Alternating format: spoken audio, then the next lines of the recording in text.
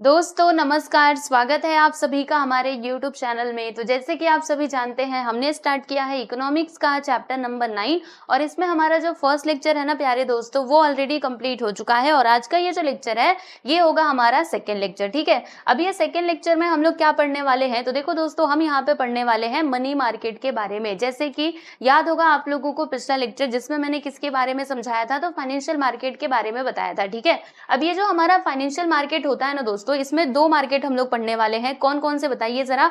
तो हम यहाँ पर पढ़ने वाले हैं प्यारे दोस्तों मनी मार्केट के बारे में, और जो हमारा दूसरा मार्केट है वो हो जाएगा कैपिटल मार्केट। ठीक है, अब ये जो मनी मार्केट है और कैपिटल मार्केट है दोनों में डिफरेंस क्या होता है, तो देखो दोस्तों यहाँ पर क्या होता है ना, यहाँ पे शॉर्ट टर्म के लिए लेन देन होता है। क्या कहा मैंने, शॉर्ट टर्म के लिए। ठीक है, और यहाँ पर लेन देन होता है लॉन्ग टर्म के लिए, याद रखिएगा। ठीक है, तो यही दोनों के बीच का क्या होता है, मेन डिफरेंस होता है। और एक और यहाँ पे डिफरेंस की अगर मैं बात करूं तो ये रेगुलेट किया जाता है प्यारे दोस्तों रिजर्व बैंक ऑफ इंडिया के द्वारा, और इसको रेगुलेट किया जाता है प्यारे दोस्तों सेबी के द्वारा। ठीक है, तो हम लोग क्या पढ़ने वाले हैं अभी, तो ये जो हमारा पहला मार्केट है ना मनी मार्केट, इसी को हम यहाँ पे स्टडी करने वाले हैं। ठीक है भाई, बात समझ में आ गई। तो चलिए फिर हम शुरू करते हैं। तो सबसे पहले हम इसकी मीनिंग को यहाँ पे समझेंगे कि जो हमारा मनी मार्केट है वो एक्चुअल में है क्या। तो देखो दोस्तों यहाँ पे बताया जा रहा है कि money market is a market, मतलब मनी मार्केट एक ऐसा मार्केट है, ठीक है, किसके लिए, for lending and borrowing of short term fund. देखा आप लोगों ने यहाँ पे कौन सा वर्ड यूज हुआ है प्यारे दोस्तों,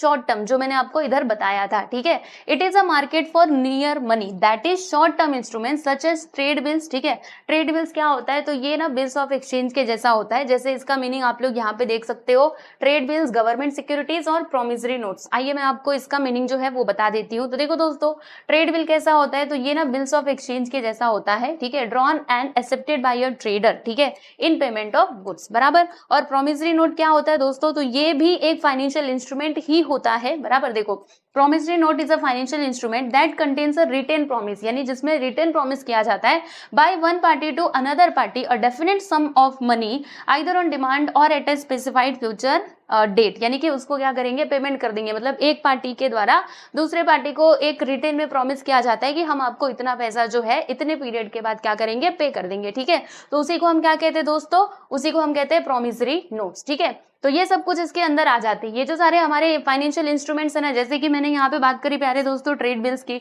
गवर्नमेंट सिक्योरिटीज की, प्रोमिसरी नोट्स, ये सारे इंस्ट्रूमेंट्स किसमें आते हैं, तो ये जो मनी मार्केट है ना इसके अंदर वो सभी इंक्लूडेड होते हैं। ठीक है, अब ये जो इंस्ट्रूमेंट्स है ना दोस्तों ये क्या होते हैं, हाईली लिक्विड। हाईली लिक्विड का मतलब क्या हुआ, हम लोग क्या कर सकते हैं, इसको आसानी से कैश के रूप में कन्वर्ट कर सकते हैं। ठीक है, हाईली लिक्विड मतलब यही होता है, बराबर।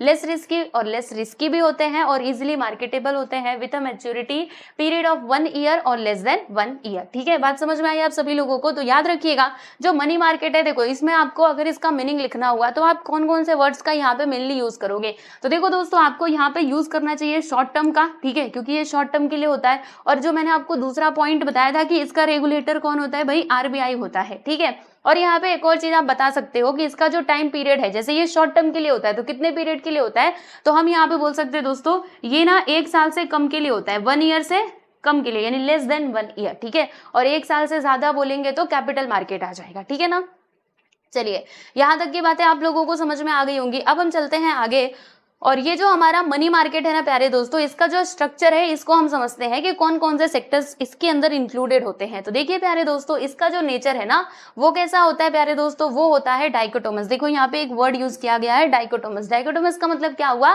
मतलब इसका मीनिंग ना दो होता है। ठीक है, जैसे अगर मैं इसके स्ट्रक्चर की बात करूं तो यहाँ पे आप लोग देखिएगा, देखिए दोस्तों इसमें 2 सेक्टर्स आते हैं। एक तो आता है हमारा ऑर्गेनाइज सेक्टर्स और दूसरा यहाँ पे आ जाएंगे प्यारे दोस्तों अनऑर्गेनाइज्ड सेक्टर्स। ठीक है, अभी ऑर्गेनाइज सेक्टर में कौन कौन सी चीजें आ जाएंगी, तो देखो भैया सबसे ऊपर हमारा आ जाएगा RBI, reserve Bank of India. ठीक है, पता है ना हमारे कंट्री का सेंट्रल बैंक कौन है भाई, वो है आरबीआई। ठीक है, फिर उसके बाद दूसरे नंबर पे हम पढ़ेंगे प्यारे दोस्तों कमर्शियल बैंक के बारे में। ये सभी ऑर्गेनाइज सेक्टर में आते हैं, याद रखिएगा।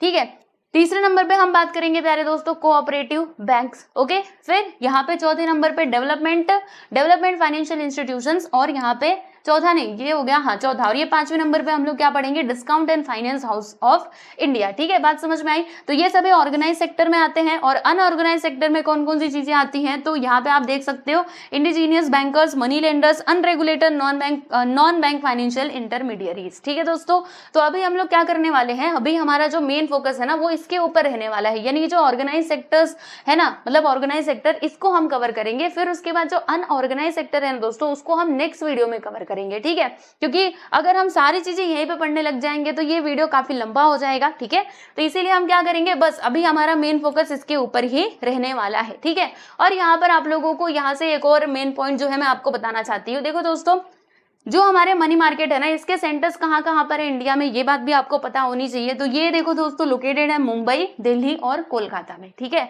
जबकि however Mumbai is the only active money market centre in India with money flowing in from all parts of the country. यानी एक्टिव कौन है, तो जो हमारा मुंबई का मनी मार्केट है, बराबर।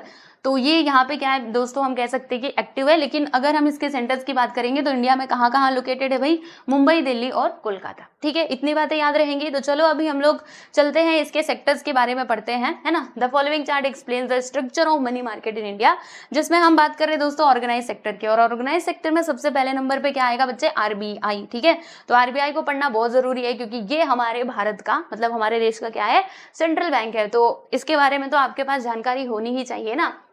तो सबसे पहली बात तो ये हमारा ऑर्गेनाइज सेक्टर में आता है। कौन कौन से बैंक्स आते हैं वो तो मैंने आपको उधर बता ही दिया था। कमर्शियल बैंक, कोऑपरेटिव, आ जाइए देख लेते एक बार। कमर्शियल बैंक्स आते हैं, कोऑपरेटिव बैंक्स आते हैं, रिजर्व बैंक ऑफ इंडिया आ जाता है, रेगुलेटेड फाइनेंशियल इंटरमीडियरीज, ये सारी चीजें जो है वो इसके अंदर आती हैं। ठीक है, अब एक एक करके हम लोग सबको स्टडी करेंगे। तो सबसे पहले हम बात कर लेते हैं प्यारे प्यारे दोस्तों, बताइए किसकी, आरबीआई यानी कि रिजर्व बैंक ऑफ इंडिया की। ठीक है प्यारे दोस्तों, तो देखो जैसे हमारी कंट्री में सेंट्रल बैंक कौन है प्यारे दोस्तों, वो है हमारा रिजर्व बैंक ऑफ इंडिया। वैसे ही हर एक कंट्री में उनका क्या होता है, सेंट्रल बैंक होता है। यानी सबसे मेन जो बैंक है ना वो हम सेंट्रल बैंक को ही कहेंगे। जैसे हमारे इंडिया में मेन बैंक कौन है, यानी सब बैंकों का जो सबसे मेन है यानी हेड है, वो कौन है दोस्तों, वो है हमारा आरबीआई। ठीक है, बात समझ में आई। तो every country in the world has a central bank. हर एक कंट्री का अपना क्या होता है बच्चे, अपना सेंट्रल बैंक होता है, which is at the apex of banking system. देखो दोस्तों, एपेक्स का मतलब क्या होता है कि सबसे ऊपर। ठीक है, which is at the apex of the banking system, यानी बैंकिंग सिस्टम में सबसे ऊपर कौन होता है भैया, सेंट्रल बैंक ही होता है। ठीक है, it is interested with the responsibility of regulating the money market in the country. जैसे कि मैंने आपको बता ही दिया था कि RBI is the regulator of money market, right. तो ये सारे पॉइंट्स जो है ना वो आप अपने आंसर में क्या कर सकते हो, ऐड कर सकते हो, तो आपको ज्यादा अच्छे मार्क्स मिलेंगे, राइट। तो ये जो कुछ की मतलब ये जो कीवर्ड्स होते हैं ना, इनको आप जरूर अपने आंसर में ऐड किया करो। ठीक है, चलो आगे देखते हैं। हमारी कंट्री का जो सेंट्रल बैंक है भैया वो कौन है, रिजर्व बैंक ऑफ इंडिया, ये तो हम सभी को पता है। अब एक और बात ध्यान रखिएगा, ये जो आरबीआई है ना दोस्तों, इसको सेटअप किया गया था on the basis of the recommendation of the Hilton young commission. ठीक है, आपसे पूछा जाएगा कि जो आरबीआई का सेटअप किया गया था, इसको एस्टेब्लिश किया गया था, वो कौन से मतलब किसके कमीशन के रिकमेंडेशन पे इसको एस्टेब्लिश किया गया था, तो याद रखिएगा हिल्टन यंग कमीशन। ठीक है, फिर हमारा आरबीआई का एक एक्ट है प्यारे दोस्तों 1934। ठीक है, जो क्या प्रोवाइड करता है, मतलब जो बताता है कि ये क्या है, ये एक स्टैट्यूटरी बॉडी है। ठीक है, मतलब स्टैट्यूटरी बेसिस पे इसको एस्टेब्लिश किया गया है, किसको भैया, आरबीआई को। ठीक है, अब देखो दोस्तों, आरबीआई ने जो अपने ऑपरेशंस स्टार्ट करे थे, यानी आरबीआई एक्चुअल में कब से स्टार्ट हुआ था, तो it was started from 1 April 1935। ठीक है, as a private share holders bank. यानी अगर मैं बात करूं, क्या आरबीआई हमारा, जैसे अभी हम कहते हैं कि आरबीआई क्या है, वो गवर्नमेंट के अंडर में आ जाता है, मतलब हम कह सकते हैं आरबीआई क्या है, सेंट्रल बैंक है ना, वो हमारा कमर्शियल बैंक में नहीं आता है, बराबर। तो इसने जब भी अपना काम स्टार्ट किया था ना, तो एज अ प्राइवेट बैंक इन्होंने अपना काम जो है वो स्टार्ट किया था। ठीक है, फिर उसके बाद क्या होता है कि आरबीआई जो है वो नेशनलाइज्ड हो गया। नेशनलाइज्ड होने का मतलब क्या है कि ये प्राइवेट से पब्लिक हो गया, यानी गवर्नमेंट के अंडर में आ गया। ठीक है, तो आरबीआई वाज नेशनलाइज्ड एट, कब ये नेशनलाइज्ड हुआ था, तो याद रखिएगा 1 जनवरी 1949। ओके, देखो इसने अपने ऑपरेशंस कब से स्टार्ट करे थे, तो 1 अप्रैल 1935 से इसने स्टार्ट कर दिए थे एज अ प्राइवेट बैंक। ठीक है, मतलब काम कर रहा था वो प्राइवेट बैंक के जैसा। फिर उसके बाद ये नेशनलाइज होता है 1 जनवरी 1949 को। ठीक है, तो ये सारी बातें जो आपको याद रखना है। It is the most important constituent of the money market. Money market का जो मोस्ट इंपॉर्टेंट कॉन्स्टिट्यूएंट है वो कौन है भैया, वो है हमारा आरबीआई। ठीक है, चलिए तो आरबीआई का मीनिंग आप इजीली लिख लोगे, है ना। ये जो सारे पॉइंट्स यहाँ पे मेन पॉइंट्स है, ये जो यहाँ पे डेट्स वगैरह हैं, इनको ध्यान में रखिएगा और अपने आंसर के अंदर जरूर उसको लिखना, ठीक है। अब उसके बाद यहाँ पे डेफिनेशंस की बात कर लेते हैं। तो देखो दोस्तों, आरबीआई वाला अगर आपसे क्वेश्चन पूछा जाता है तो डेफिनेटली अगर आप डेफिनेशन लिखोगे तो आपको और भी अच्छे मार्क्स मिलेंगे, है ना, क्योंकि एग्जामिनर को भी लगेगा भैया इसको डेफिनेशन भी याद है, ठीक है। तो डेफिनेशन जो है, जैसे कि आप सभी जानते हो, ये तो जैसा बुक में दिया है वैसे ही आपको लिखना पड़ता है। तो मैं हमेशा बोलती हूँ कि जो आपको डेफिनेशन इजी लगता है, जो छोटा दिखता है, उसी को लर्न करने का। तो ये थोड़ा सा बड़ा दिख रहा है, इसीलिए हम लोग इसको लर्न कर लेते हैं भाई। जो दिया है प्रोफेसर W.A. शाह ने, ये क्या कहते हैं, सेंट्रल बैंक क्या है, तो central bank is a bank which controls credit. ये कहते हैं कि जो सेंट्रल बैंक है ना, ये एक ऐसा बैंक है जो क्या करता है प्यारे दोस्तों, क्रेडिट को कंट्रोल करता है। जानते हैं आप सभी लोग, ये जो आरबीआई है ना, इसको हम कह सकते हैं मतलब मनी, जो मार्केट में मनी की सप्लाई होती है ना दोस्तों, उसको ये कंट्रोल करने में सक्षम है। बहुत सारे इसके इंस्ट्रूमेंट्स हैं, ठीक है। अभी हम आगे इसकी चर्चा करेंगे, जब इसके फंक्शंस देखेंगे ना, तो वहां पर मैं आप लोगों को बताऊंगी कि ये कैसे, जो हमारा इन्फ्लेशन होता है, महंगाई, उसको कंट्रोल करने की ताकत है किसके पास भाई, आरबीआई के पास, समझे कि नहीं। यानी जब महंगाई ज्यादा बढ़ जाती है ना, तो आरबीआई क्या करता है, अपने कुछ जो इसके पास इंस्ट्रूमेंट्स है उसका यूज करके इन्फ्लेशन को कंट्रोल कर लेता है, समझ में आया। या फिर अगर डिफ्लेशन हुआ तो उसको भी कंट्रोल करने की ताकत है इसके पास, ओके। इसीलिए कहा गया ना कि central bank is a bank which controls credit. Central bank एक ऐसा बैंक होता है जो क्या करता है, क्रेडिट को कंट्रोल करता है, ठीक है। तो ये वाला डेफिनेशन आप लोग याद रख लेना, बात समझ में आई, क्योंकि ये थोड़ा सा बड़ा है तो उसको जाने दो। चलो आगे बढ़ते हैं। रिजर्व बैंक ऑफ इंडिया देख लो भाई, ये इसका है चिन्ह। चलो अब हम बात करेंगे प्यारे दोस्तों functions of reserve Bank of India, ठीक है। इसके कुछ यहाँ पे फंक्शंस दिए गए हैं जिनको हम पढ़ेंगे बड़े अच्छे से, और आपको सारी बातें समझ में आएंगी। बस ना आप अपना कंसंट्रेशन बना के रखिएगा, ठीक है। जब भी आप पढ़ रहे तो आपका ध्यान इधर उधर नहीं होना चाहिए। अगर आप अच्छे से एक्सप्लेनेशन सुन लेते हो तो फिर आपको ज्यादा मेहनत नहीं करनी पड़ेगी, बस आपको ये पॉइंट्स याद करने हैं और एग्जाम में आप अपने मन से आंसर लिख पाओगे, ठीक है। तो बस ध्यान से सारी बातों को सुनते रहो, क्योंकि जब हम टेक्स्ट बुक में देखते हैं ना, इतने बड़े बड़े जब एक्सप्लेनेशन दिए रहते हैं तो हमारा मन पहले ही पीछे चला जाता है, अरे हमें नहीं पढ़ना है ना, इतना बड़ा आंसर कैसे लर्न करेंगे। तो सुनो, एक्सप्लेनेशन को सुनो, फिर आपको अपने आप ही ये इजी लगने लगेगा, ठीक है भाई। चलो पहला यहाँ पर क्या है दोस्तों, इशू ऑफ करेंसी नोट्स। कितना इजी पॉइंट है बताओ, क्या करता है जो आरबीआई, वो क्या करता है, वो करेंसी नोट्स को इशू करता है। समझ में आ रहा है ना, कितना इजी पॉइंट है। अब इसके अंदर का एक्सप्लेनेशन आपको लिखना है, तो कैसे लिखोगे, आज देखते हैं। देखो आरबीआई जो है दोस्तों, इसके पास क्या है, इसके पास राइट है। किस चीज का राइट है, तो इशू ऑफ करेंसी नोट्स, यानी जो हमारे करेंसी नोट्स होते हैं भैया, जो हम अलग अलग नोट्स देखते हैं मार्केट के अंदर, वो सब इशू करने का राइट किसके पास है भाई, वो है आरबीआई के पास, ठीक है। और देखो यहाँ पे एक वर्ड का यूज किया गया है दोस्तों, सोल राइट, मतलब बस इसी के पास, आरबीआई के पास ही ये राइट है, और कोई इंस्टीट्यूशन नहीं है जो नोट को इशू कर देगा, ना ना, ठीक है। जो अगर दूसरे लोग ये करते हैं, इशू करते हैं, तो वो नकली नोट माना जाएगा। असली नोट कौन इशू करता है भाई, आरबीआई ही करता है, ठीक है। तो पहला पॉइंट आप यहाँ से निकाल करके लिख लोगे। एक और बात आप ध्यान रखिएगा, ये करेंसी नोट्स तो सारे, मतलब जो भी हमारे ऑल डिनोमिनेशन के जो करेंसी नोट्स है उनको ये इशू करता है, बस एक को छोड़ करके। किसको छोड़ करके भैया, expect 1 rupee note and coins, यानी 1 रुपए का जो नोट और कॉइन होता है ना, वो इनके द्वारा इशू नहीं किया जाता है, ठीक है। बात समझ में आ रही है, तो याद रखिएगा ये सारे नोट को इशू करता है बस 1 रुपए का नोट और कॉइन को छोड़ करके, ठीक है। तो यहाँ से आपको पहला पॉइंट क्लियर हो गया, कितना इजी था बताओ, है ना। अब यहाँ पे एक और बात ध्यान रखिएगा, as per the minimum reserve system of 1957, यानी ये एक मिनिमम रिजर्व का सिस्टम है, इसके अकॉर्डिंग अगर आप देखोगे तो आरबीआई को क्या करना पड़ता है दोस्तों, तो इसको मेंटेन करना पड़ता है। क्या मेंटेन करना पड़ता है, minimum gold and foreign exchange reserve of ₹200 crore, ठीक है।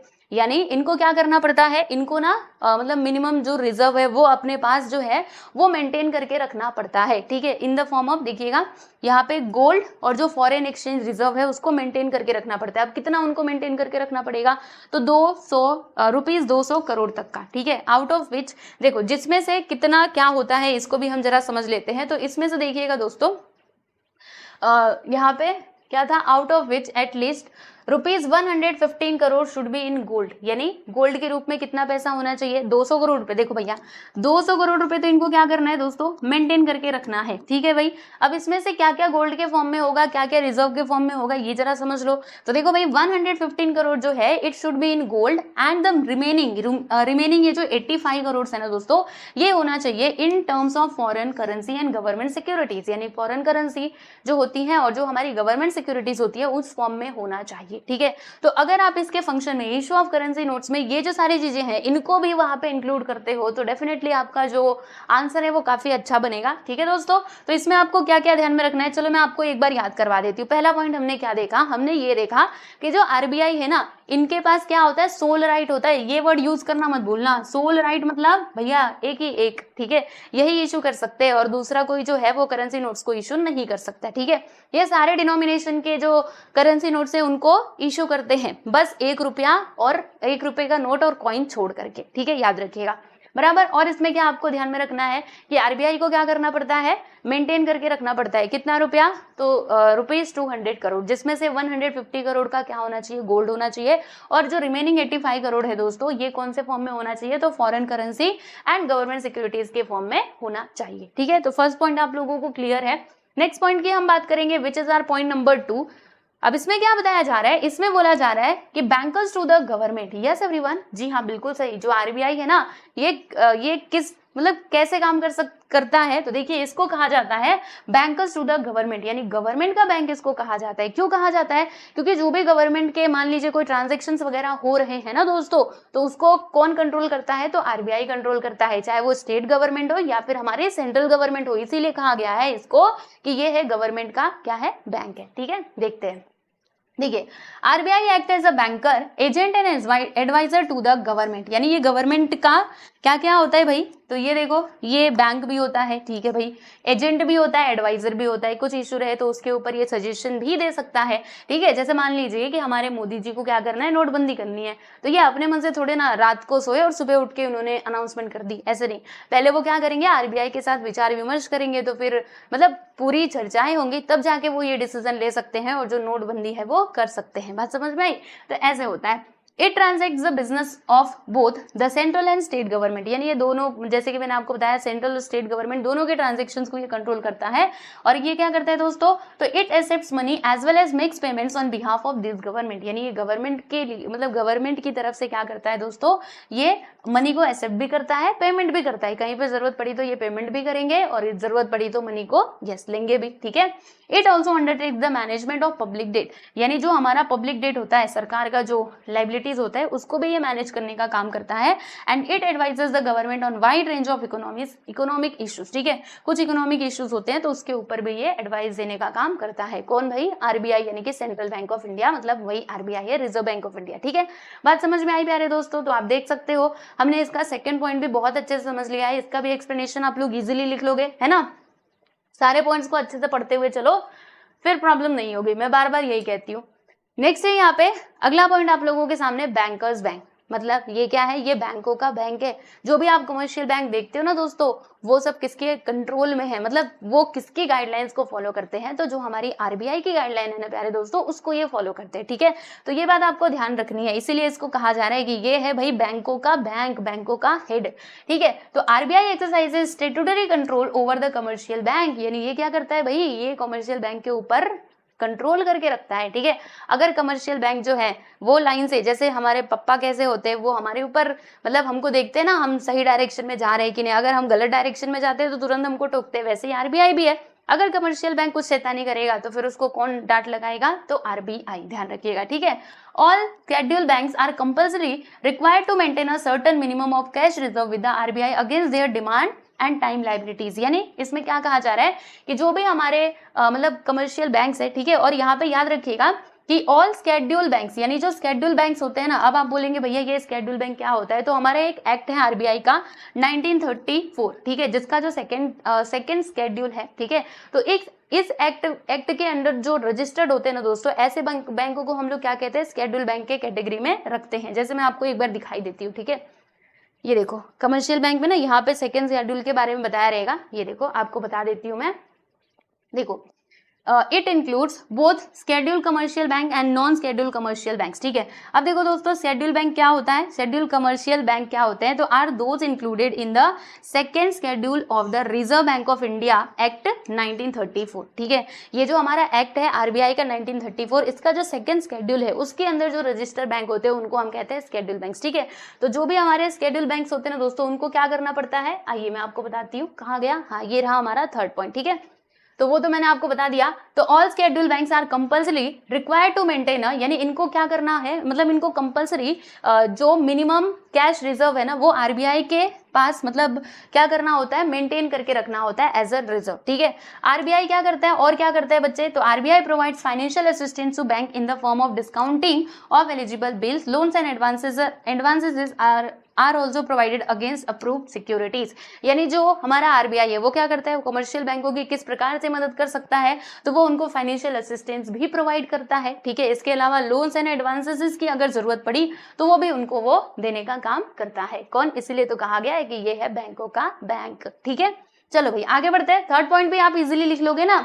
चलो आगे बढ़ते हैं दोस्तों। अब हम यहाँ पे बात करेंगे पॉइंट नंबर 4 की। इसमें क्या कहा जा रहा है कि custodian of foreign exchange reserve, यानी आरबीआई और किस रूप में कार्य करता है, तो वो इस रूप में मतलब काम करता है, custodian of foreign exchange reserve, यानी जो फॉरेन एक्सचेंज रिजर्व है ना उसको मेंटेन करने का काम, उसकी देखरेख का काम किसका होता है भाई, आरबीआई का ही होता है। ठीक है, तो RBI act as a custodian of the country's foreign exchange reserve, it has to maintain the official rate of exchange of rupees as well as ensure its stability, यानी जो हमारा रुपीज है, ठीक है, इंडियन रुपी जो है उसकी stability को मेंटेन करने का काम भी इसी का होता है। आरबीआई ऑल्सो अंडरटेक टू, मतलब और ये क्या क्या करता है, तो buy and sell of currencies all the members of the international monetary fund, यानी इंटरनेशनल मॉनेटरी फंड यानी कि आईएमएफ के जो मेंबर्स हैं, ठीक है, उनकी जो करेंसी के साथ मतलब उसको खरीदने बेचने का काम कौन करता है भाई, हमारा ये जो सेंट्रल बैंक है वही करता है। ठीक है, तो इसीलिए इसको कहा गया है फॉरेन कस्टोडियन, क्या था, custodian of foreign exchange reserve. ठीक है,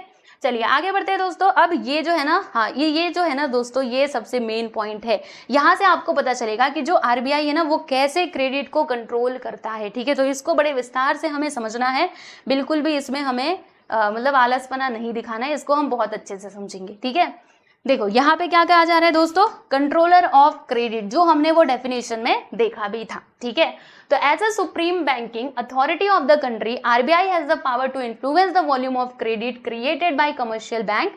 it also monitors the purpose और यूज ऑफ क्रेडिट। ठीक है, क्वांटिटेटिव मेथड्स, अब देखो दोस्तों यहाँ पे ना आरबीआई के पास क्या होते हैं, कुछ क्वांटिटेटिव मेथड्स होते हैं, इसके अलावा कुछ क्वालिटेटिव मेथड्स होते हैं। ठीक है, जिसकी मदद से ये क्या कर सकते हैं, क्रेडिट को कंट्रोल कर सकते हैं, मार्केट के अंदर जो मनी सप्लाई है ना बच्चों उसको वो मेंटेन करके रख सकते हैं। ठीक है, तो हम देखेंगे यहाँ पे qualitative as well as quantitative methods. ठीक है, तो चलो अब सबको हम लोग एक एक करके समझते हैं। तो सबसे पहले यहाँ पे आ जाता है प्यारे दोस्तों बैंक रेट। ठीक है, अब ये बैंक रेट क्या होता है, आइए मैं आपको बताती हूँ। यहाँ पे मैंने बहुत अच्छे से लिख के रखा हुआ है सारी चीजें, लो भैया बैंक रेट यहाँ पर आ गया। ठीक है, अब एक एक पॉइंट को आप लोग बहुत अच्छे से समझते हुए चलिएगा।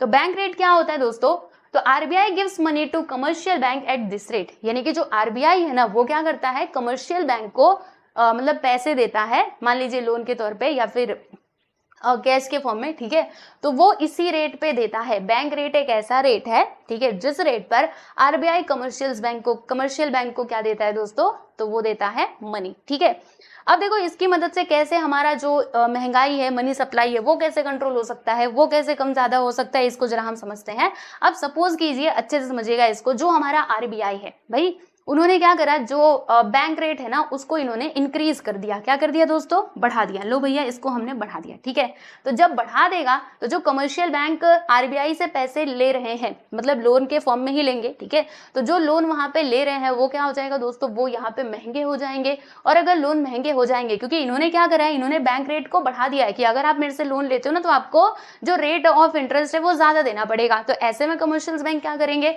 जो मतलब ज्यादा लोन वो नहीं ले पाएंगे, कम ही लोन लेंगे। और जब ये कम लोन लेंगे तो कमर्शियल बैंक क्या करते हैं, जो हमारा मार्केट होता है उसके अंदर मतलब अलग अलग लोगों को जो लोन वगैरह है वो प्रोवाइड करते हैं। ठीक है, तो जब इनके पास कम पैसा जाएगा, जो हमारे कमर्शियल बैंक जो है, अगर उनके पास कम पैसा जाएगा तो वो लोग कम लोन डिस्ट्रीब्यूट कर पाएंगे, यानी कि लोन डिस्ट्रीब्यूशन यहाँ पे कम हो जाएगा। और जब लोन डिस्ट्रीब्यूशन बच्चों इधर कम होगा, रुको मैं आपको बताती हूँ, बैंक रेट बढ़ रहा है ना तो ये एक्चुअल में नीचे आना चाहिए, है ना, लोन डिस्ट्रीब्यूशन तो कम होगा, जिसकी वजह से मार्केट के अंदर जो हमारा मनी सप्लाई है, एमएस मतलब क्या हो गया, मनी सप्लाई, इधर मैं लिख देती हूँ, देखो भैया MS stands for money supply, short में ही मैंने लिख दिया है।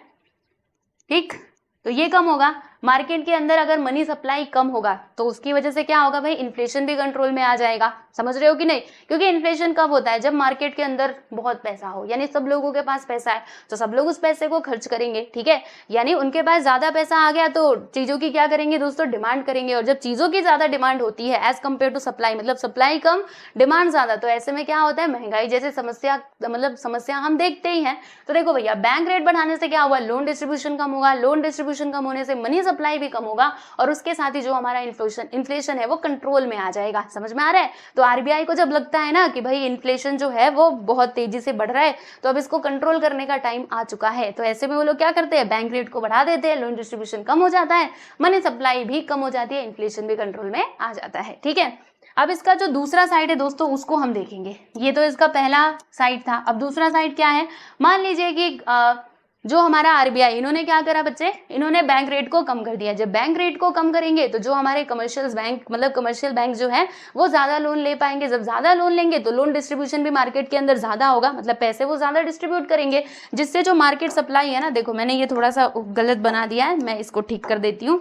लोन डिस्ट्रीब्यूशन क्या होगा दोस्तों, ऐसे में ज्यादा होगा और जब ये बढ़ेगा तो मनी सप्लाई भी इंक्रीज होगा। मनी सप्लाई जब इंक्रीज होगा, मार्केट में पैसा ही पैसा, सब लोगों के पास पैसा होगा तो सब लोग चीजों की डिमांड करेंगे, तो ऐसे में क्या होगा, इन्फ्लेशन बढ़ जाएगा। ठीक है, तो ये कैसा इंस्ट्रूमेंट है भाई, ये है हमारा क्वांटिटेटिव इंस्ट्रूमेंट। ठीक है, जिसकी मदद से आरबीआई क्या करता है, क्रेडिट को कंट्रोल करता है। क्लियर हुआ? तो ये क्वांटिटेटिव मेथड था, राइट। कहाँ गया, यस, क्वांटिटेटिव मेथड। तो बैंक रेट आपको समझ में आ गया। अब उसके बाद हम बात करेंगे दोस्तों ओपन मार्केट ऑपरेशंस की, इसको भी जरा हम समझ लेते हैं। तो ओपन मार्केट ऑपरेशंस क्या है, आइए मैं आप लोगों को बता देती हूँ। तो ओपन मार्केट ऑपरेशंस कहाँ गया, ये लो भाई, यहाँ गया। ठीक है, मतलब यहाँ आ गया। अब दोस्तों ये ओपन मार्केट ऑपरेशन क्या होता है, तो इसमें क्या होता है कि जो हमारी आरबीआई है ना, वो सिक्योरिटीज को, जो सिक्योरिटीज होती हैं उनको बाई और सेल करती है, buying and selling of securities by RBI. ठीक है, अब देखो दोस्तों इसमें कैसे, मतलब क्या सिचुएशन बनेगी मैं आपको बताती हूँ। जैसे आरबीआई ने क्या किए, मान लीजिए कि जो सिक्योरिटीज है उनको सेल कर दिया। किसको सेल किया भैया, जो हमारे कमर्शियल बैंक है, मतलब कमर्शियल बैंक जो हैं उनको सेल कर दिया। ठीक है, तो जब ये कमर्शियल बैंक सिक्योरिटीज को खरीदेंगे तो बताओ क्या होगा, जब खरीदेंगे तो इसके बदले में पैसे देंगे। किसको पैसे देंगे, आरबीआई को। मतलब इनके पास जो पैसा था वो किसके पास आ गया दोस्तों, आरबीआई के पास आ गया। ठीक है, तो अब इनके पास पैसे की क्या हो जाएगी, थोड़ी बहुत कमी हो जाएगी। मतलब जितना पैसा इनके पास था उससे तो कमी हो जाएगा, क्योंकि इन्होंने सिक्योरिटीज के बदले में आरबीआई को पैसे दे दिए हैं। ठीक है, तो जब पैसे यहाँ पे ये ट्रांसफर कर देंगे तो लोन डिस्ट्रीब्यूशन इधर कम हो जाएगा, जिसकी वजह से मार्केट के अंदर मनी सप्लाई जो है ना दोस्तों वो डिक्रीज होगा और इसी के साथ ही इन्फ्लेशन भी कंट्रोल में आ जाएगा। क्यों, क्योंकि मार्केट में पैसा ही नहीं है, पैसा ही नहीं है तो लोग खर्चा क्या करेंगे, जब खर्चा नहीं करेंगे तो इन्फ्लेशन अल्टीमेटली जो है वो कंट्रोल में आ जाएगा। ठीक है, अब इसका दूसरा साइड देख लो। जैसे आरबीआई को लगता है कि बहुत ज्यादा डिफ्लेशन जैसी समस्या आ चुकी है, तो अब हमें इसको थोड़ा सा मतलब क्या करना चाहिए, कंट्रोल में लाना चाहिए। तो इस टाइम पे आरबीआई क्या करते हैं, जो भी इन्होंने सिक्योरिटीज कमर्शियल बैंक को दी थी अब उसको वो वापस से बाय कर लेते हैं, यानी खरीद लेते हैं। ठीक है, तो जब ये सिक्योरिटीज को बाय करेंगे तो क्या होगा, इसके बदले में इसको पैसे देंगे भाई कमर्शियल बैंक को। ठीक है, तो कमर्शियल बैंक के पास ज्यादा पैसा, तो ये ज्यादा लोन डिस्ट्रीब्यूट कर पाएंगे सब लोगों को, तो मार्केट के अंदर क्या होगा बच्चे, मनी सप्लाई बढ़ जाएगा और मनी सप्लाई बढ़ने के साथ ही इन्फ्लेशन भी बढ़ जाएगा। ठीक है, बात समझ में आई? तो ये होता है हमारा open market operation, buying and selling of securities by RBI. और आपने देखा कि कैसे जो हमारा इन्फ्लेशन है, मार्केट के अंदर जो मनी सप्लाई है, कैसे आरबीआई इसको कंट्रोल कर सकता है। ठीक है, तो ये भी कौन सा मेथड था दोस्तों, ये भी हमारा क्वांटिटेटिव मेथड ही था। ठीक है, चलिए आगे चलते हैं। हमने यहाँ पे बैंक रेट देख लिया, ओपन मार्केट ऑपरेशन देख लिया। ठीक है, अब यहाँ पे वेरिएबल रिजर्व रेशियोज है यहाँ पे, जैसे कि हम बात करेंगे कैश रिजर्व रेशियो की, और दूसरा है दोस्तों हमारा एसएलआर यानी कि स्टैट्यूटरी लिक्विड रेशियो। ठीक है, अब ये क्या है इसको भी जरा समझ लेते हैं। पहले हम कैश रिजर्व रेशियो की बात करते हैं कि इससे हम कैसे जो क्रेडिट है उसको कंट्रोल करके रख सकते हैं, मतलब कैसे आरबीआई इसके थ्रू क्रेडिट को कंट्रोल करता है। तो सबसे पहले तो आपको ये समझना पड़ेगा कि भैया ये कैश रिजर्व रेशियो जो है वो है क्या। तो देखो दोस्तों यहाँ पे इसका प्रॉपरली जो मीनिंग है वो बताया जा रहा है कि ये जो CRR, मतलब इसको शॉर्ट में CRR कहा जाता है, तो यह जो है ना ये वो रेशियो है जिसे उधार देने से पहले, यानी जब मान लीजिए कि कमर्शियल बैंक को उधार चाहिए, ठीक है, तो जिसे उधार देने से पहले कमर्शियल बैंक को आरबीआई के पास कैश के रूप में जमा करना होता है। उधार देने से पहले का मतलब क्या है, मैं आपको सारी चीजें समझाती हूँ, सुनिए ध्यान से। उधार देने का मतलब क्या, वही जो कमर्शियल बैंक है लोगों को क्या कर रही है, लोन वगैरह बांट रही है, क्रेडिट जो दे रही है, ठीक है। तो उसी को यहाँ पे ये शब्द हमने यूज किया उसके लिए, ठीक है। तो ये वो रेशियो है, राइट, जिसे उधार देने से पहले कमर्शियल बैंक को क्या करना होता है, आरबीआई के पास कैश के रूप में कुछ पैसा जो है वो जमा करना होता है। मतलब कमर्शियल बैंक क्या करेंगे, सबसे पहले कुछ पैसा कैश के फॉर्म में आरबीआई के पास जमा करेंगे। मतलब आरबीआई वो लिमिट सेट करती है वो अपने हिसाब से, ठीक है। देखा था ना हमने कि वो वेरिएबल है, वेरिएबल मतलब वो चेंज होते रहता है, ठीक है। जो सीआरआर और ये जो एसएलआर है ना दोस्तों, इसमें चेंजेस आते रहते हैं, इसलिए उसको वेरिएबल वहां पे बोला गया था, ठीक है। तो कमर्शियल बैंक को क्या करना होता है, आरबीआई के पास कुछ पैसा जो है वो जमा करके रखना पड़ता है, ठीक है। तो जब क्या होगा, ये बात समझ में आ गई ना, तो ये उसी रेशियो का नाम है सीआरआर, यानी कि कैश रिजर्व रेशियो, ठीक है। बात समझ में आई, चलो यहां तक तो आप समझ गए। अब ये समझिए कि कैसे इसके थ्रू कैसे मनी मार्केट को कंट्रोल में लाया, मतलब मनी सप्लाई को कैसे कंट्रोल में लाया जा सकता है। तो देखो दोस्तों, अगर हमारी आरबीआई क्या करती है, सीआरआर को बढ़ा देती है, कैश रिजर्व रेशियो अगर इन्होंने बढ़ा दिया, तो कमर्शियल बैंक को ज्यादा पैसा आरबीआई के पास क्या करना पड़ेगा, जमा करना पड़ेगा, है ना, रिजर्व के फॉर्म में। तो इससे क्या होगा, उनके पास कम पैसा होगा, कम पैसा होगा तो ये लोन भी ज्यादा डिस्ट्रीब्यूट नहीं कर पाएंगे, लोन डिस्ट्रीब्यूशन कम हो जाएगा। और वही सेम चीज है कि अगर लोन डिस्ट्रीब्यूशन कम होगा तो मनी सप्लाई भी डिक्रीज होगा, और इसी के साथ ही जो हमारा इन्फ्लेशन है दोस्तों वो भी यहाँ पे कम हो जाएगा, क्योंकि मार्केट के अंदर पैसा क्या है, लिमिटेड है। फिर उसके बाद इसी का जस्ट अपोजिट हम देखेंगे। मान लीजिए कि जो हमारी आरबीआई है, इन्होंने क्या करा, सीआरआर को लो भैया डिक्रीज कर दिया, ठीक है। तो जब ये सीआरआर को डिक्रीज करेंगे तो क्या होगा, कमर्शियल बैंक को ज्यादा पैसा आरबीआई के पास जमा नहीं करना पड़ेगा, यानी इनके पास ज्यादा पैसा होगा, जिसकी वजह से ये ज्यादा लोगों को लोन जो है वो डिस्ट्रीब्यूट कर पाएंगे। इसकी वजह से मार्केट के अंदर जो है मनी सप्लाई इंक्रीज हो जाएगा एंड इन्फ्लेशन जो है वो वापस से बढ़ जाएगा, ठीक है। तो इस मेथड के थ्रू भी जो आरबीआई है वो टाइम टू टाइम हमारा जो इन्फ्लेशन डिफ्लेशन है उसको कंट्रोल करते रहते हैं, ठीक है।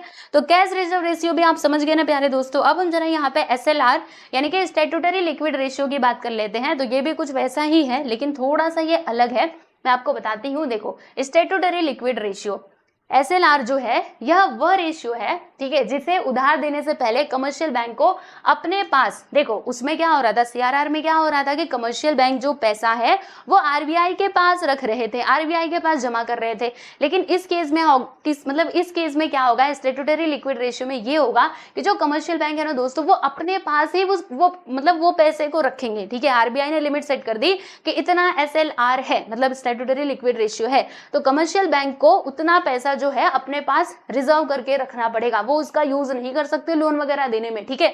और याद रखिएगा ये इन सभी फॉर्म में हो सकता है, जैसे कैश, गोल्ड और सिक्योरिटीज के फॉर्म में जो है वो हो सकता है। मतलब इस फॉर्म में उनको क्या करना पड़ता है, पैसा जो है वो अपने पास रिजर्व करके रखना पड़ता है, ध्यान रखिएगा, ठीक है। अब देखो दोस्तों, एसएलआर के थ्रू कैसे क्रेडिट को कंट्रोल किया जा सकता है, मनी सप्लाई को कंट्रोल किया जा सकता है। तो सेम चीज यहाँ पर भी कुछ वैसे ही है, जैसे एसएलआर मान लीजिए आरबीआई ने क्या कर दिया भैया, बढ़ा दिया, ठीक है।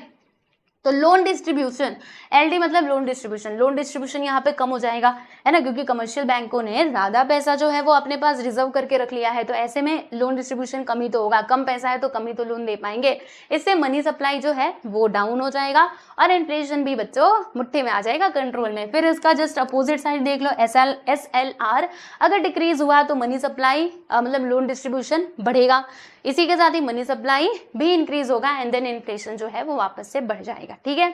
तो ये हो गया दोस्तों हमारा एसएलआर, ओके। तो ये कुछ टेक्निकल पॉइंट्स हैं जिनको आप जरूर मतलब याद रखिएगा, ठीक है ना। 1 से 2 बार पढ़ोगे ना, रिवीजन करोगे तो पक्का, मुझे पता है एक बार पढ़ने में याद नहीं होता, लेकिन रिवीजन करोगे टाइम टू टाइम तो हो जाएगा, ठीक है। चलो यहाँ तक हमने देख लिया, हमने ये एसएलआर भी देख लिया और ये सीआरआर जो है ये भी हमने समझ लिया, ठीक है दोस्तों। तो मतलब इन सारे मेथड्स के थ्रू, ये सभी हमने यहाँ पे जो भी मेथड देखे दोस्तों, ये हमारे क्वांटिटेटिव मेथड्स हैं, जिसके थ्रू आरबीआई क्या करते हैं, क्रेडिट को कंट्रोल करते हैं, ठीक है। अब यहाँ पे हम लोग कुछ क्वालिटेटिव मेथड्स की बात करेंगे। तो क्वालिटेटिव मेथड्स हम यहाँ पे 3 देखने वाले हैं। एक तो है दोस्तों fixing marginal requirements, margin requirements, credit rationing और मोरल सुएशन, ठीक है। अब ये सब कुछ है क्या, है ना, देखने में बहुत ही टेक्निकल लग रहे हैं लेकिन बहुत इजी है। आओ मैं आपको बताती हूँ एक एक करके। कहाँ गया हमारा, आइए पहले हम बात करते हैं, किसकी बात करेंगे, पहले हम यहाँ पे मार्जिन रिक्वायरमेंट की बात कर लेते हैं कि भैया ये मार्जिन रिक्वायरमेंट है क्या। देखो, पहला जो हमारा क्वालिटेटिव मेथड था वो था फिक्सिंग ऑफ मार्जिन रिक्वायरमेंट्स, ठीक है। तो अब ये है क्या, है ना, और इसके थ्रू कैसे जो हमारा महंगाई है वो कंट्रोल में आता है, समझिएगा ध्यान से। देखिए दोस्तों, मार्जिन रिक्वायरमेंट क्या होता है यहाँ पे बताया जा रहा है, अच्छे से देखिए। Difference between the value of security and value of loan. जैसे मान लीजिए अगर आप लोग बैंक से लोन ले रहे हैं, ठीक है, मतलब कभी अगर आपने मतलब लोन लिया होगा, लोन तो अभी आपने नहीं लिया होगा, लेकिन आप समझिएगा कि अगर हम कहीं से लोन लेते हैं तो वहां पे क्या करना होता है, सिक्योरिटी के फॉर्म में कुछ ना कुछ जो है वो रखना होता है, ठीक है। तो ये जो डिफरेंस होता है ना दोनों के बीच का, मान लीजिए जो हम सिक्योरिटी रख रहे हैं और जो वैल्यू हम मतलब जो लोन हम ले रहे हैं, ठीक है, उनकी जो वैल्यू होती है, उन दोनों के बीच के डिफरेंस को हम क्या कहते हैं दोस्तों, मतलब उन दोनों के बीच का जो डिफरेंस होता है उसको हम मार्जिन रिक्वायरमेंट जो है वो कह सकते हैं, ठीक है। जैसे यहाँ पे एग्जांपल दिया, मतलब बताया जा रहा है, इसको पूरा अच्छे समझिएगा। Loan taken from commercial bank and securities given to commercial bank, ठीक है। जैसे आप सोचेंगे ना कि यहाँ पे कौन सा बैंक इन्वॉल्व होगा, आरबीआई के कमर्शियल बैंक, तो यहाँ पे इन्वॉल्व होता है दोस्तों कमर्शियल बैंक। जैसे कमर्शियल बैंक से हमने क्या करा, लोन लिया और हमने कुछ सिक्योरिटीज उनके पास रखी, ठीक है, तो उनके बीच का जो डिफरेंस होगा, मतलब उनकी वैल्यू के बीच का डिफरेंस, ठीक है, तो उसी को हम लोग किस नाम से जानते हैं, जैसे मैं आपको बताती हूँ। मान लीजिए आपने सिक्योरिटी जो है वो रखी है कितने की, यहाँ पे एग्जांपल ले लेते हैं। आपने लोन कितने का लिया, रुको मैं आपको बताती हूँ। लोन आपने लिया मान लीजिए 10 लाख का, ठीक है, और आपने सिक्योरिटीज कितने की रखी भैया, आपने रखी मान लो कि 15 लाख का, ठीक है। तो अब जो दोनों के बीच का डिफरेंस होगा ना, that is your margin requirement, याद रखिएगा, ठीक है। तो ये जो मार्जिन रिक्वायरमेंट है, अगर वो ज्यादा रहेगा, मान लीजिए अगर मार्जिन, जैसे यहाँ पे मार्जिन रिक्वायरमेंट कितना है बच्चे, इन दोनों के बीच का अगर आप डिफरेंस निकालोगे तो 5 लाख का यहाँ पे डिफरेंस आएगा, ठीक है, 5 लाख ये आएगा, 15 में से 10 को घटा दिया तो 5, ठीक है। तो अगर हम यही मार्जिन रिक्वायरमेंट को कम कर दे, 5 की जगह हमने क्या कर दिया बच्चे, 2 कर दिया, या फिर हमने इसको 1 कर दिया कि आप अगर मान लो लोन ले रहे हो तो मार्जिन रिक्वायरमेंट यहाँ पे ज्यादा नहीं है, बस 1 लाख का ही है, ठीक है, मतलब जो सिक्योरिटी आप रखोगे उन दोनों के बीच का डिफरेंस कम ही है। तो ऐसे में क्या होगा, ऐसे में लोग जो है वो लोन ज्यादा लेना चाहेंगे, लेकिन अगर हमने मार्जिन रिक्वायरमेंट को बढ़ा दिया तो वो लोग लोन कम लेना चाहेंगे, है ना, ये तो ऑब्वियस सी बात है। और इसी के थ्रू क्या होगा दोस्तों, जो हमारा मनी सप्लाई है वो कंट्रोल में आएगा। जैसे मैं आपको बताती हूँ, देखो अगर हमने मार्जिन रिक्वायरमेंट को बढ़ा दिया, मान लीजिए 5 लाख है मार्जिन रिक्वायरमेंट, हमने 1 लाख से 2 लाख से 5 लाख कर दिया, तो ऐसे में क्या होगा, लोन डिस्ट्रीब्यूशन कम हो जाएगा, क्योंकि लोग ज्यादा लोन लेना नहीं चाहेंगे, क्योंकि मार्जिन रिक्वायरमेंट काफी ज्यादा है। तो ऐसे में मनी सप्लाई भी डिक्रीज हो जाएगा, लोन, और उसके बाद इन्फ्लेशन भी कम हो जाएगा, ठीक है। और वही इसका दूसरा साइड देखेंगे ना दोस्तों, अगर हम मार्जिन रिक्वायरमेंट को क्या करते हैं, घटा देते हैं, 5 से हमने 2 पे ला दिया, तो लोग और क्या होंगे, प्रोत्साहित होंगे कि हमें क्या करना चाहिए भैया, लोन लेना चाहिए, अपनी जरूरत से मतलब जो भी चीजें हमको खरीदनी है वो हम ले सकते हैं। तो लोन डिस्ट्रीब्यूशन यहाँ पे बढ़ेगा, इसके साथ ही मनी सप्लाई भी बढ़ेगी, and with this inflation also increases, ठीक है। बात समझ में आई आप सभी लोगों को। तो ये होता है मार्जिन रिक्वायरमेंट, जिसके थ्रू हम लोग क्या कर सकते हैं, हम लोग मतलब आरबीआई क्रेडिट को कंट्रोल करती है, ठीक है। फिर उसके बाद यहाँ पे जो दूसरा हमारा मेथड था दोस्तों, वो था क्रेडिट रैशनिंग, ठीक है। अब बच्चों ये क्रेडिट रैशनिंग क्या होता है, इसको भी समझना बहुत जरूरी है। आ जाओ, रैशनिंग ऑफ क्रेडिट जिसको हम बोल सकते हैं, क्रेडिट रैशनिंग ऑफ क्रेडिट, ठीक है। अब ये क्या होता है, तो देखो दोस्तों, जो भी आप लोन लेते हो ना, राइट, उसके ऊपर मतलब मान लीजिए कि अगर सरकार ने यानी कि आरबीआई ने उन्होंने कोई लिमिट सेट कर दी कि इस पर्टिकुलर सेक्टर के लिए इतना ही लोन आप ले सकते हो, तो ऐसे में क्या होगा, ऐसे में मनी सप्लाई में हम चेंजेस देखेंगे। मनी सप्लाई ज्यादा भी हो सकता है, कम भी हो सकता है, क्योंकि अगर हमने मान लीजिए लिमिट लगा दिया लोन के ऊपर, जैसे आप समझिएगा, देखिए there is a limit on agriculture up to 10 lakh, जैसे कि अगर एग्रीकल्चर से रिलेटेड अगर आप लोन लेना चाहते हो तो हमने उसके ऊपर लिमिट लगा दिया है 10 लाख तक का, मतलब इतना ही आप लोन ले सकते हो, इससे ज्यादा नहीं ले सकते हो। सपोज करो कि हमने क्या किया, जो लिमिट है वो सेट कर दी, तो ऐसे में क्या होगा, एक लिमिट हमने लगा दी है, बराबर।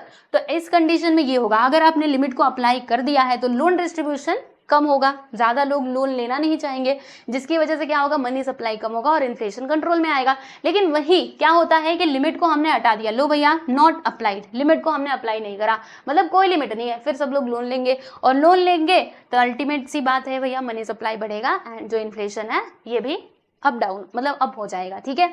बात समझ में आई, डाउन नहीं होगा, वो तो यहाँ पे डाउन हो रहा है, इधर तो अप हो रहा है, ठीक। तो ये होता है दोस्तों रैशनिंग ऑफ क्रेडिट, यानी क्रेडिट रैशनिंग, ठीक है। बात समझ में आई, वो जो लिमिट हम अप्लाई करते हैं ना लोन के ऊपर अलग अलग सेक्टर्स में, तो उसी को हम लोग ये रैशनिंग ऑफ क्रेडिट के नाम से जानते हैं, ठीक।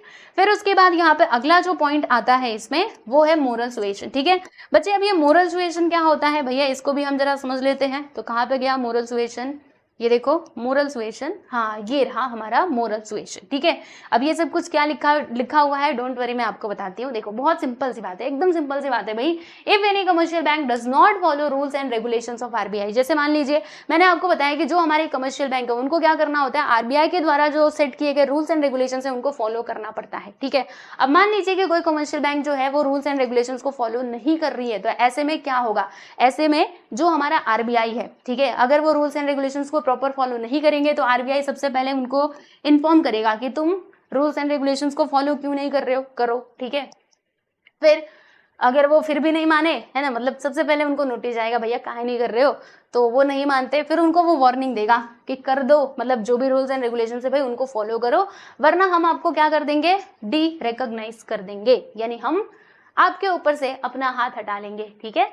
तो ऐसे करके वो पहले उनको वार्निंग देता है, और फिर भी अगर वो नहीं मान रहे होते हैं, अगर फिर भी उनको कोई फर्क नहीं पड़ा, अरे बोल रहे बोलने दो, हम तो अपनी वाली ही करेंगे, तो ऐसे में जो हमारा आरबीआई है वो उनको क्या कर देगा दोस्तों, डी रिकॉग्नाइज कर देगा, यानी उनके सिर पे से अपना हाथ हटा लेगा। और जैसे ही अपना हाथ हटाएगा, ठीक है, मतलब ये जो पूरा प्रोसेस है ना दोस्तों, इसी को हम लोग किस नाम से जानते हैं, मोरल सुएशन के नाम से जानते हैं, ठीक है। तो अगर आप सोच रहे होंगे कि अगर आरबीआई ने अपना हाथ हटा लिया उनके सर पे से तो क्या हो जाएगा, है ना, वो तो अपना काम करते रहेंगे, तो ऐसा नहीं होता है भाई। सुनो, अगर आरबीआई ने अपना हाथ उसके सिर पे से हटा लिया तो क्या होगा, तो फिर ये होगा कि जो भी जनरल पब्लिक है जिन्होंने अपने अकाउंट उस बैंक के अंदर खोल रखे हैं, उनका जो मतलब उनका जो विश्वास है ना उस बैंक पर से उठ जाएगा कि ये ठीक प्रकार से काम नहीं करते, जिसकी वजह से सब लोग अपने अकाउंट बंद करवाने लगेंगे, और बैंक क्या हो जाएगा, फिर बैंक तो अपने आप ही बैंक हो मतलब बंद हो जाएगा, क्योंकि बैंक किसकी वजह से चलता है, कस्टमर की वजह से चलता है। जब कस्टमर्स ही नहीं रहेंगे तो भैया वो काम किसके लिए करेगा, ठीक है। तो बहुत जरूरी होता है सारे रूल्स एंड रेगुलेशंस को फॉलो करना। तो ये जो प्रोसेस होता है दोस्तों, that is your moral suasion, ठीक है। तो इसके थ्रू भी तो आरबीआई क्या कर रही है, मतलब रेगुलेट कर रही है बैंक्स को, है ना। चलो भाई, तो ये सारे हमने क्वांटिटेटिव और क्वालिटेटिव मेथड देखे। आई होप कि आपको सारे टर्म्स जो है वो समझ में आ गए होंगे, अच्छे से इसका जो मतलब रिवीजन है वो आप जरूर कीजिएगा, ठीक है। तो ये थोड़ा सा लंबा पॉइंट था, क्योंकि ये जो सारे टर्म्स थे ना ये आप लोगों के लिए नए थे और आपको समझना बहुत जरूरी था। आगे भी चल के ये सारे शब्द कभी तो आएंगे, ठीक है, जब आप आगे भी पढ़ेंगे और आप कॉमर्स के फील्ड से हैं तो ये सारे शब्द आपका पीछा नहीं छोड़ने वाले, तो इसलिए आपको समझना बहुत जरूरी था, ठीक है ना। चलिए, वरना फिर आगे आपको डाउट आता है कि बताओ इसका मीनिंग क्या होता है, तो इससे अच्छा पहले ही पता करके रखो ना। चलिए आगे चलते हैं दोस्तों, अब हम बात करते हैं हमारे पॉइंट नंबर 6 की। तो छठा फंक्शन इसका क्या है भाई, तो छठवां फंक्शन है collection and publication of data. RBI का काम क्या होता है, डेटा को कलेक्ट करना एंड उसको पब्लिश करना, ठीक है। तो RBI collects and compile statistical information related to banking and other financial sectors of the economy. यानी क्या करता है बच्चे, आरबीआई कलेक्ट करता है, कंपाइल करता है स्टैटिस्टिकल इंफॉर्मेशन को जो रिलेटेड होते हैं बैंकिंग और अदर फाइनेंशियल सेक्टर्स से, ठीक है। बात समझ में आई। नेक्स्ट वन की हम बात करेंगे which is our point number 7, promotional and developmental functions. अब देखो दोस्तों, आरबीआई का ये भी तो काम होता है, क्या काम होता है ना, ये भी काम होता है कि RBI also perform certain promotional and developmental functions. जैसे कि, है ना, एग्जांपल बताओ, ऐसे कैसे हम समझ ले, एग्जांपल बताओ तब ना समझेंगे। तो सुनिए एग्जांपल देखिए, जैसे extending banking services to semi urban and rural areas, मतलब जो हमारे सेमी अर्बन और रूरल एरियाज है वहां पर क्या करना, बैंकिंग सर्विसेज को पहुंचाना, ठीक है, ये भी काम हमारा आरबीआई संभालता है। और प्रोवाइडिंग सिक्योरिटी टू डिपोजिटर्स, यानी जो डिपोजिटर्स हैं उनको एक सिक्योरिटी प्रोवाइड करना। देखो भाई, बैंक में आप अपना पैसा कब रखोगे, जब आपको पता रहेगा, मतलब बैंक में हम जनरली अपना पैसा क्यों रखते हैं, ताकि हमारा पैसा सेफ रहेगा वहां पर, है ना।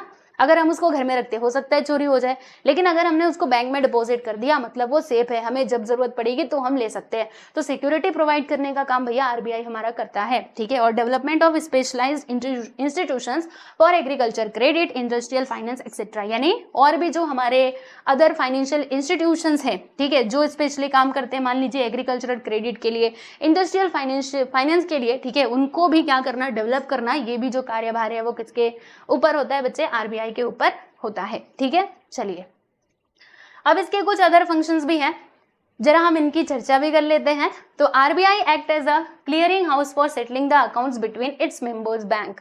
देखो दोस्तों, आरबीआई कैसे काम करता है, तो ये ना एक क्लियरिंग हाउस के रूप में कार्य करता है, ठीक है। मतलब ये क्या करता है, जो भी इसके मेंबर्स बैंक है, ठीक है, देखो settling the accounts between its members bank यानी इसके जो मेंबर्स बैंक है उनके बीच में अकाउंट सेटलिंग का काम ये करता है, ठीक है। ये भी इसका अदर फंक्शन है आरबीआई का, ठीक है। बात समझ में आई। As a lender of last resort it also provides liquidity to banks experiencing financial difficulty, यानी अगर कोई कमर्शियल बैंक क्या करता है, कुछ डिफिकल्टी को फेस करता है तो ऐसे टाइम पे उनको, देखो इसको कहा जाता है, आरबीआई को कहा जाता है दोस्तों लेंडर ऑफ लास्ट रिसोर्ट, यानी जो भी कमर्शियल बैंक है वो मान लीजिए डूबने की स्थिति में है, मतलब उनकी स्थिति कुछ ठीक ठाक नहीं चल रही, ऐसे में हेल्प उनकी कौन करेगा, आरबीआई, ठीक है। तो ये टोटल 8 फंक्शंस थे जो हम लोगों को यहाँ पर पढ़ना था, ठीक है।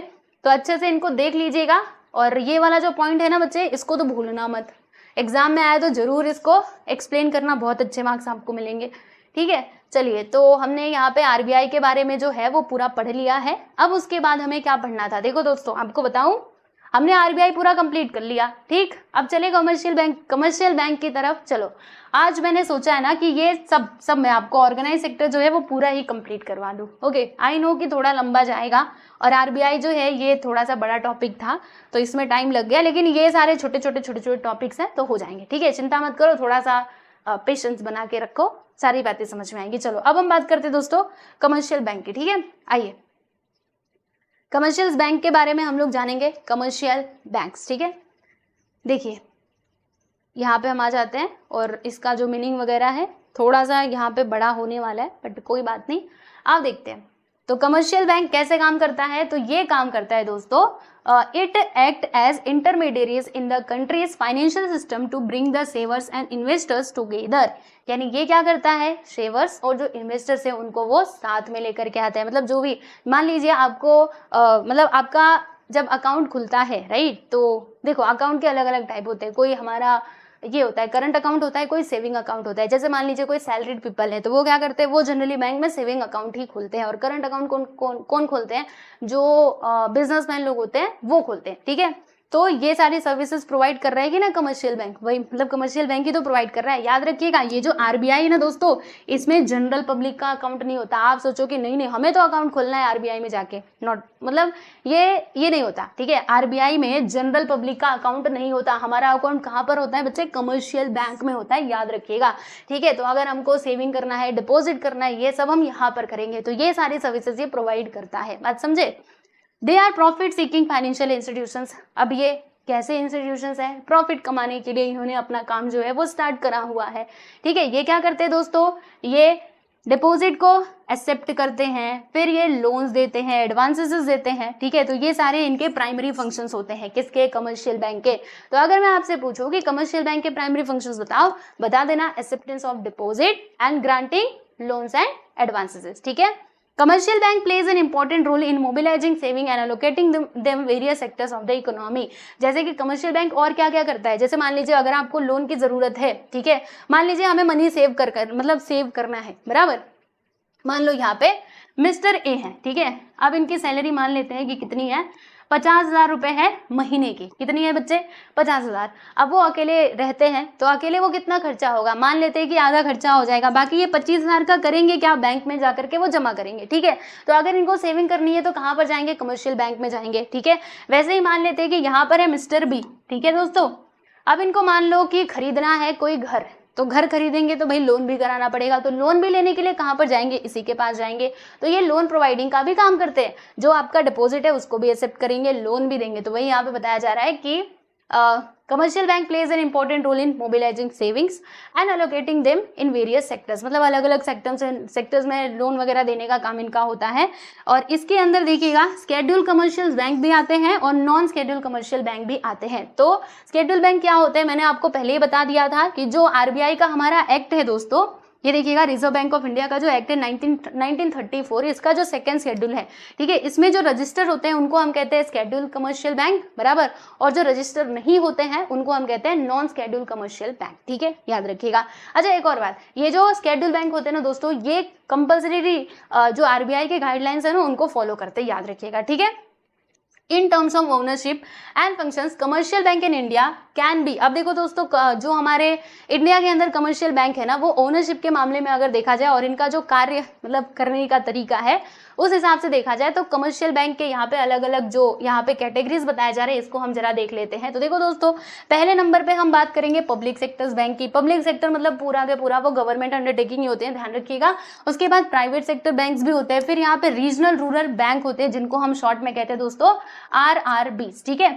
और उसके बाद यहाँ पे चौथे नंबर पे आ जाता है फॉरेन बैंक, ठीक है। तो ये सारे हमारे कमर्शियल बैंक की कैटेगरी में ही आते हैं, ठीक है, मतलब उसी के अंडर आते हैं, राइट। तो ये बातें आपको समझ में आ गई। अब देखो भाई यहाँ पर कमर्शियल बैंक के कुछ डेफिनेशन दिए गए, 2 डेफिनेशन दिए हैं। तो ये देखो भाई, ये थोड़ा सा बहुत लंबा चौड़ा डेफिनेशन दिया गया और ये छोटा वाला डेफिनेशन दिया गया। तो आप कौन सा याद करना चाहोगे? हाँ बिल्कुल छोटा वाला याद करना। प्रोफेसर देखो इनका नाम कुछ अजीब सा है, केएन क्रॉस, ठीक है। ये क्या कहते हैं कि कमर्शियल बैंक क्या होता है? तो bank is a financial intermediary, a dealer in loans and trades, ठीक है। तो आप ये याद कर सकते हो, 2 लाइन में है ना, याद कर लोगे। अगर आप इसको उठा के यहाँ पे रख दो तो 1 लाइन में ये पूरा कंप्लीट हो जाएगा। तो आप बस इसी को याद कर लेना, बाकी इसको चाहो तो छोड़ भी सकते हो, ठीक। चलो अब हम बात कर लेते हैं प्यारे दोस्तों, जैसे हमने आरबीआई के फंक्शंस को देखा था वैसे ही कमर्शियल बैंक के भी फंक्शंस को हम देख लेते हैं। तो यहाँ पे टोटल ने इसके हम लोग 4 फंक्शंस देखेंगे भाई। कितने फंक्शंस देखेंगे? 4 फंक्शन, ठीक है। बहुत इजी इसके एग्जांपल्स है, आरबीआई के जैसे ही यहाँ पे इसके कार्य बताए जा रहे हैं। बहुत ईजी है, आपको सारी बातें समझ में आएंगी, बिल्कुल भी टेंशन मत लेना, ठीक है। चलो पहला यहाँ पर क्या दिया दोस्तों? एक्सेप्टेंस ऑफ डिपोजिट, डिपोजिट को एक्सेप्ट करना, राइट। मैं नहीं मान लेते हैं कि चलो मिस्टर ए, ठीक है, वही 50,000 रुपये कमाते हैं, बराबर 50,000 कमा रहे हैं, मैंने 5 लाख लिख दिया, देखो चलो 50,000 रुपये महीने का कमा रहे हैं, लेकिन अकेले रह रहे हैं, अभी इनके घर पे कोई नहीं है, ये अकेले रहते हैं। तो क्या करेंगे? 25,000 मान लो कि इनका खर्चा पानी हो जाएगा, तो 25,000 तो बचेगा। तो ये कहाँ पे ले जा करके जमा करेंगे? तो कमर्शियल बैंक के अंदर ही जमा करेंगे। तो ये फैसिलिटी किसने प्रोवाइड करी? तो कमर्शियल बैंक ने ही प्रोवाइड करी, है कि नहीं। तो वही बात यहाँ पे दिया गया है कि deposit constitute the main source of funds for commercial bank. देखो दोस्तों, कमर्शियल बैंक के लिए मेन सोर्स ऑफ फंड क्या होता है? तो ये डिपोजिट ही होता है, क्योंकि हम ले जाकर के जो पैसा जमा करते हैं ना बैंक के अंदर, बैंक वही पैसा तो क्या करती है? लोन के रूप में दूसरे लोगों को देती है, ठीक है। अगर यही आना बंद हो जाए, हम बैंक को पैसा दे ही ना, तो वो लोन कहाँ से देगी? समझ रहे हो कि नहीं। तो याद रखिएगा, इसका जो मेन सोर्स है, मतलब मेन सोर्स ऑफ फंड जो है कमर्शियल बैंक का, वो होता है डिपोजिट, ठीक है।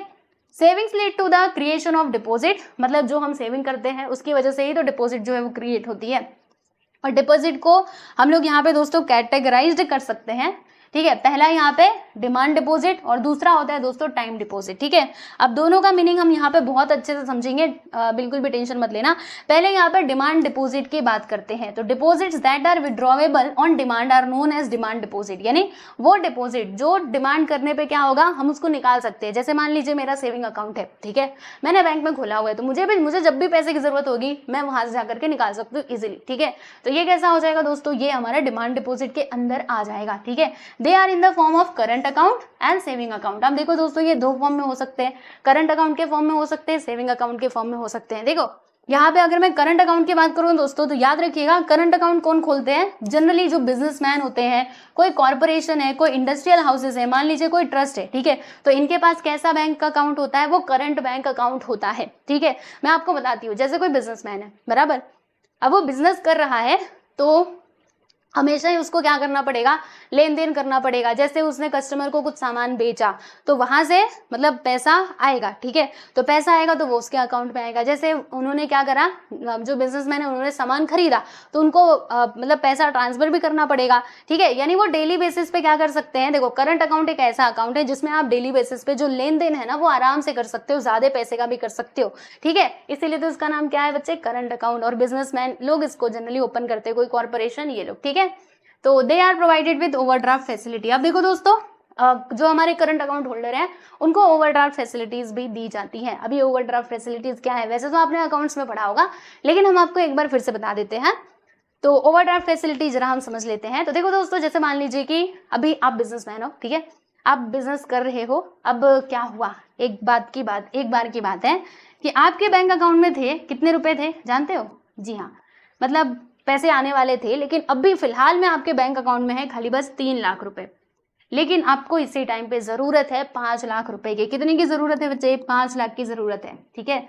और आप हो करंट अकाउंट होल्डर, तो क्या कर सकते हो, बैंक से कहोगे कि बैंक भैया अभी तो मेरे अकाउंट में बस 3 लाख है, लेकिन मुझे जरूरत है अभी की अभी किसकी, 5 लाख रुपए की। तो बैंक बोलेंगे जी हाँ बिल्कुल, आप करंट अकाउंट होल्डर है, आपको ओवरड्राफ्ट फैसिलिटीज तो अवेलेबल है ही, तो ले जाओ 5 लाख, फिर बाद में दे देना। यानी जब हमें जरूरत होगी ना, तो बैंक हमें हमारे जमा पैसा से ज्यादा पैसा जो है वो दे सकते हैं। ठीक है, तो ये जो फैसिलिटी है ना दोस्तों, इसी को ओवरड्राफ्ट फैसिलिटी कहा जाता है। बाद में आपको ये बैंक को देना पड़ेगा, भाई ध्यान रखना। हाँ, ये जो 2 लाख 3 लाख तो आपका था, 2 लाख एक्स्ट्रा मिला, तो वो आपका जब पैसा आएगा तब आप बैंक को दे दोगे, वो अलग बात है। लेकिन जब जरूरत थी तो बैंक ने आपको ये फैसिलिटी प्रोवाइड करी ना, तो इसी को ओवरड्राफ्ट फैसिलिटी कहा जाता है। ठीक है, देखो यहाँ पे लिखा भी है भाई, मैं कहाँ एक्सप्लेन कर रही हूँ, ये देखो लिखा है, overdraft means withdrawal in excess of the balance in the account. जैसे कि मैंने आपको बताया, आपके अकाउंट में खाली बस 3 लाख, ज्यादा पैसा भी आप लोग निकाल सकते हो इजीली।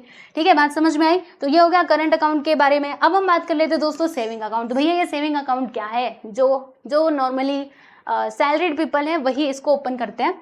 तो और इसको मतलब ज़्यादातर लोगों के पास यही होता है saving account, particularly the salaried class, जो हमारे स्मॉल ट्रेडर्स होते हैं, छोटे ट्रेडर्स होते हैं वो। ठीक है, जिनको क्या करना होता है, अपने मनी को सेव करना होता है। यहाँ पे क्या हो रहा था, इनको बैंकिंग के थ्रू हमेशा लेन देन करना होता है, बिजनेसमैन है, कॉर्पोरेशन है, राइट, कोई ट्रस्ट है। बट यहाँ पे जनरली क्या होता है कि जो सैलरीड पीपल होते हैं वो बैंक अकाउंट किस लिए खोलते हैं, ताकि उनका पैसा जो है वो सेव हो सके। ठीक है, तो who wish to save a part of their income with the bank, वो लोग क्या करते हैं, सेविंग अकाउंट बैंक में खोलते हैं। ठीक है, चलिए भाई आगे बढ़ते हैं। तो यहाँ पे हमने दोस्तों डिमांड डिपॉजिट देख ली। अब ये दोनों में मतलब दोनों अकाउंट जो है वो डिमांड डिपॉजिट के अंदर ही आते हैं, क्योंकि अगर आप सेविंग अकाउंट होल्डर भी हैं तो आपको जब भी पैसे की जरूरत होगी आप जाकर के निकाल सकते हो। ठीक है ना, तो ये बात हो जाती है। चलो अब हम बात करते हैं दोस्तों टाइम डिपॉजिट की। तो टाइम डिपॉजिट क्या है, देखो बच्चे इसका नाम ही है टाइम डिपॉजिट। टाइम डिपॉजिट मतलब deposit that are repayable after a certain period of time are known as time deposit. यानी कि ये एक ऐसा डिपॉजिट है, देखो डिमांड डिपॉजिट में क्या हो रहा है, जब हम डिमांड करेंगे तब हमको पैसा मिल जाएगा, लेकिन टाइम डिपॉजिट में भैया टाइम सेट की हुई है कि इतने टाइम के बाद जो आपका पैसा है वो आपको दिया जाएगा। ठीक है, अब ये किस किस फॉर्म में हो सकते हैं, ये रिकरिंग डिपॉजिट के फॉर्म में भी हो सकते हैं, एज वेल एज ये फिक्स डिपॉजिट के फॉर्म में भी हो सकते हैं। अब ये रिकरिंग डिपॉजिट क्या है और फिक्स डिपॉजिट क्या है, इसको भी जरा समझ लेते हैं। तो देखो दोस्तों, recurring deposit refers to a deposit wherein a customer deposit a fix amount. मतलब समझिएगा, जैसे यहाँ पे मैं आपको बताती हूँ पूरा, वहां पे देखो आगे लिखा होगा रेगुलर इंटरवल ऑफ टाइम, यहाँ पे देखिए। ठीक है, पूरा आप पढ़िए तब समझ में आएगा। देखो at regular intervals for a specified period of time, यानी हमने एक टाइम सेट कर दिया कि हम क्या करेंगे, आपको मतलब एक रेगुलर इंटरवल पे इतना इतना पैसा जो है वो हमें क्या करना है, जमा मतलब बैंक में जमा करना है। ठीक है, तो वो किस में आएगा दोस्तों, वो हमारा रिकरिंग डिपॉजिट के अंदर आ जाएगा। यानी आप पैसा डिपॉजिट तो कर रहे हो, लेकिन आपने एक इंटरवल सेट किया हुआ है कि इतने महीने बाद, या फिर मतलब एक आपने टाइम पीरियड सेट कर लिया कि इतना पैसा जो है वो आपको एक फिक्स अमाउंट आपने कर लिया है, कितना भी आप कर सकते हो। ठीक है, तो वो क्या करोगे, वो आप बैंक में ले जा करके जमा करते जाओगे। तो ये जो डिपॉजिट है ना दोस्तों, और एक मतलब स्पेसिफिक टाइम के लिए होता है ये। ठीक है, तो इसी को हम लोग रिकरिंग डिपॉजिट के नाम से जानते हैं। अब यहाँ पे अगर हम लोग फिक्स डिपॉजिट की बात करेंगे दोस्तों, तो फिक्स डिपॉजिट क्या है, आपने क्या करा, एक लमसम अमाउंट जो है वो बैंक के अंदर जा करके डिपॉजिट कर दिया, और वहां पे एक टाइम सेट कर दी कि इतने टाइम बाद, 5 साल बाद, 10 साल बाद आपको इतना पैसा, मतलब आपका जो भी प्रिंसिपल अमाउंट है वो तो दिया ही जाएगा, लेकिन इंटरेस्ट भी दिया जाएगा। ठीक है, तो ये जो डिपॉजिट होता है दोस्तों, इसको हम कहते हैं फिक्स डिपॉजिट। रिकरिंग में क्या हो रहा था कि आप हर महीने या फिर 3 महीने में आपने एक सेट करके रखा है कि इतने महीने में हमें इतना पैसा, मतलब आपने किस्त समझो कि बना दी है कि 3,000 रुपए या फिर 4,000, कितना भी आप ले सकते हो। ठीक है, तो वो हमें क्या करना है कि बैंक के अंदर मतलब हमें डिपॉजिट करना है, और फिर हमारा 2 साल बाद, 3 साल बाद इतना पैसा जो है वो हमें वापस मिलेगा। तो वो रिकरिंग डिपॉजिट था। ठीक है, जिसमें आपने एक इंटरवल सेट किया हुआ था। बट इसमें क्या होता है, फिक्स डिपॉजिट में आपने एक ही बार पैसा, लमसम अमाउंट जो भी है, 50,000, 1 लाख आपने जमा कर दिया। ठीक है, एक टाइम के लिए। उसके बाद क्या होगा, जब वो आपका मैच्योरिटी डेट आ जाएगा तो आपको पैसा जो है वो रिटर्न कर दिया जाएगा विथ इंटरेस्ट। ठीक है ना, ध्यान रखिएगा। अब देखो यहाँ पे एक और बात बताना चाहती हूँ, ये तो आप समझ गए है ना, fix deposit refers to a lump sum amount deposited by a customer for a specified period of time compared to all other deposit. fixed deposit carry a high rate of interest, है ना। फिक्स डिपॉजिट में आप क्या कर रहे हो, ज्यादा time के लिए पैसा जो है वो डाल रहे हो, तो यहाँ पे क्या होता है कि जो रेट ऑफ इंटरेस्ट भी है वो मतलब हाई ही होता है as compare to other deposit. ठीक है, ध्यान में आया आप लोगों को। चलिए दोस्तों आगे बढ़ते हैं और इसका जो सेकंड फंक्शन है उसको हम समझते हैं। तो सेकंड फंक्शन क्या है? Providing loans and advances.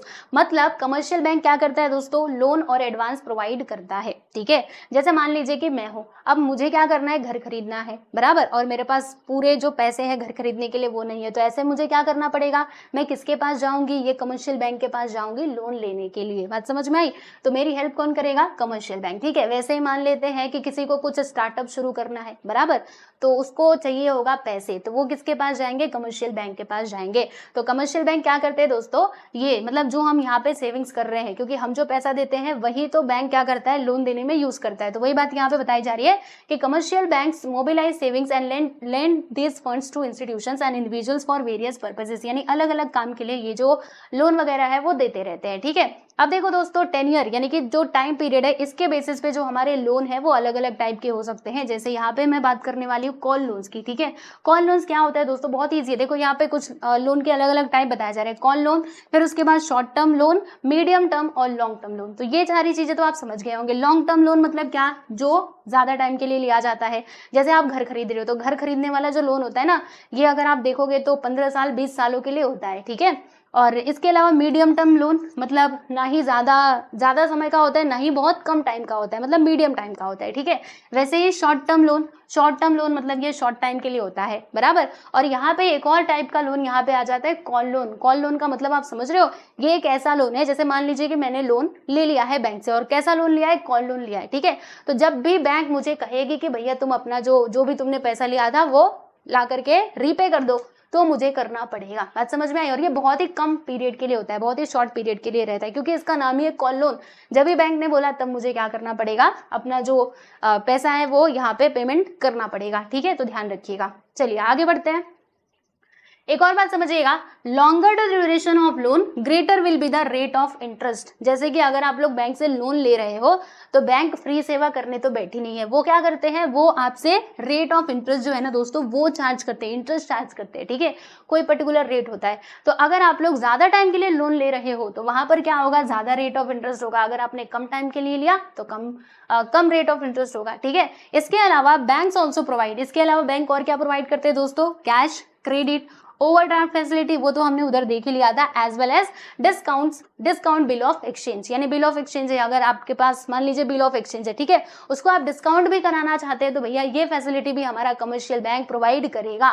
ठीक है, और ये डिस्काउंट बिल्स ऑफ एक्सचेंज क्या होता है ये तो आपको पता होगा, जरूर आप लोगों ने अकाउंट में पढ़ा ही होगा। बिल्स ऑफ एक्सचेंज वाला हमारा चैप्टर था ना, आई थिंक चैप्टर नंबर 7 ही तो था, बिल्स ऑफ एक्सचेंज मैंने सिखाया था बहुत अच्छे से। ठीक है, चलिए आगे बढ़ते हैं दोस्तों। सेकंड फंक्शन भी समझ में आ गया, इजीली आप एक्सप्लेन कर लोगे। अब हम बात करेंगे दोस्तों इसके एंसिलरी फंक्शन की, मतलब इसके कुछ अदर फंक्शंस भी हैं। किसके?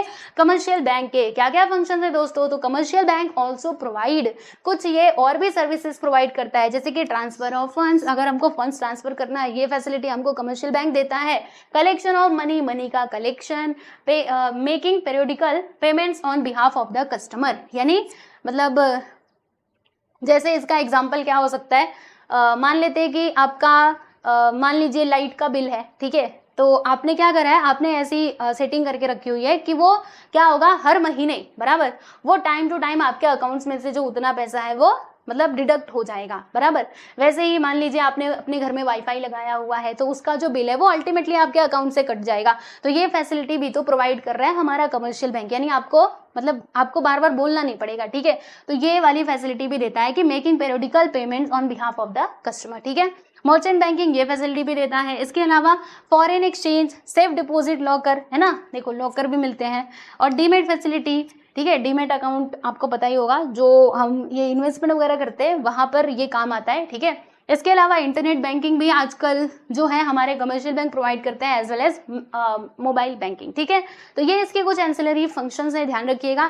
ठीक है, देखो नाम याद रख लेना, आपको बता देती हूँ। Transfer of funds, collection of money, making periodical payments on behalf of the customer, merchant banking, foreign exchange, safe deposit, lockers facility और demand facility, internet banking, mobile banking etcetera. ठीक है, चलिए अब उसके बाद हम लोग इसके लास्ट फंक्शन की बात करेंगे, which is our credit creation. ठीक है, अब ये क्रेडिट क्रिएशन का काम कैसे करता है, देखो दोस्तों मैं आपको बताती हूँ, एग्जाम्पल से समझाऊं। देखो भाई पहले हम एग्जाम्पल ही समझ लेते हैं। देखो मैं आपको बताती हूँ, कहाँ गया ये जो फोटो यहाँ पे दिए गए ना दोस्तों, ये फोटो में देख करके आप समझना। देखो ये देखिए दोस्तों, यहाँ पर हो क्या रहा है, जैसे आप इनको देख सकते हो, ये कहाँ पर गए, ये बैंक में गए, किस लिए गए हैं, पैसा डिपॉजिट करने के लिए, ठीक है।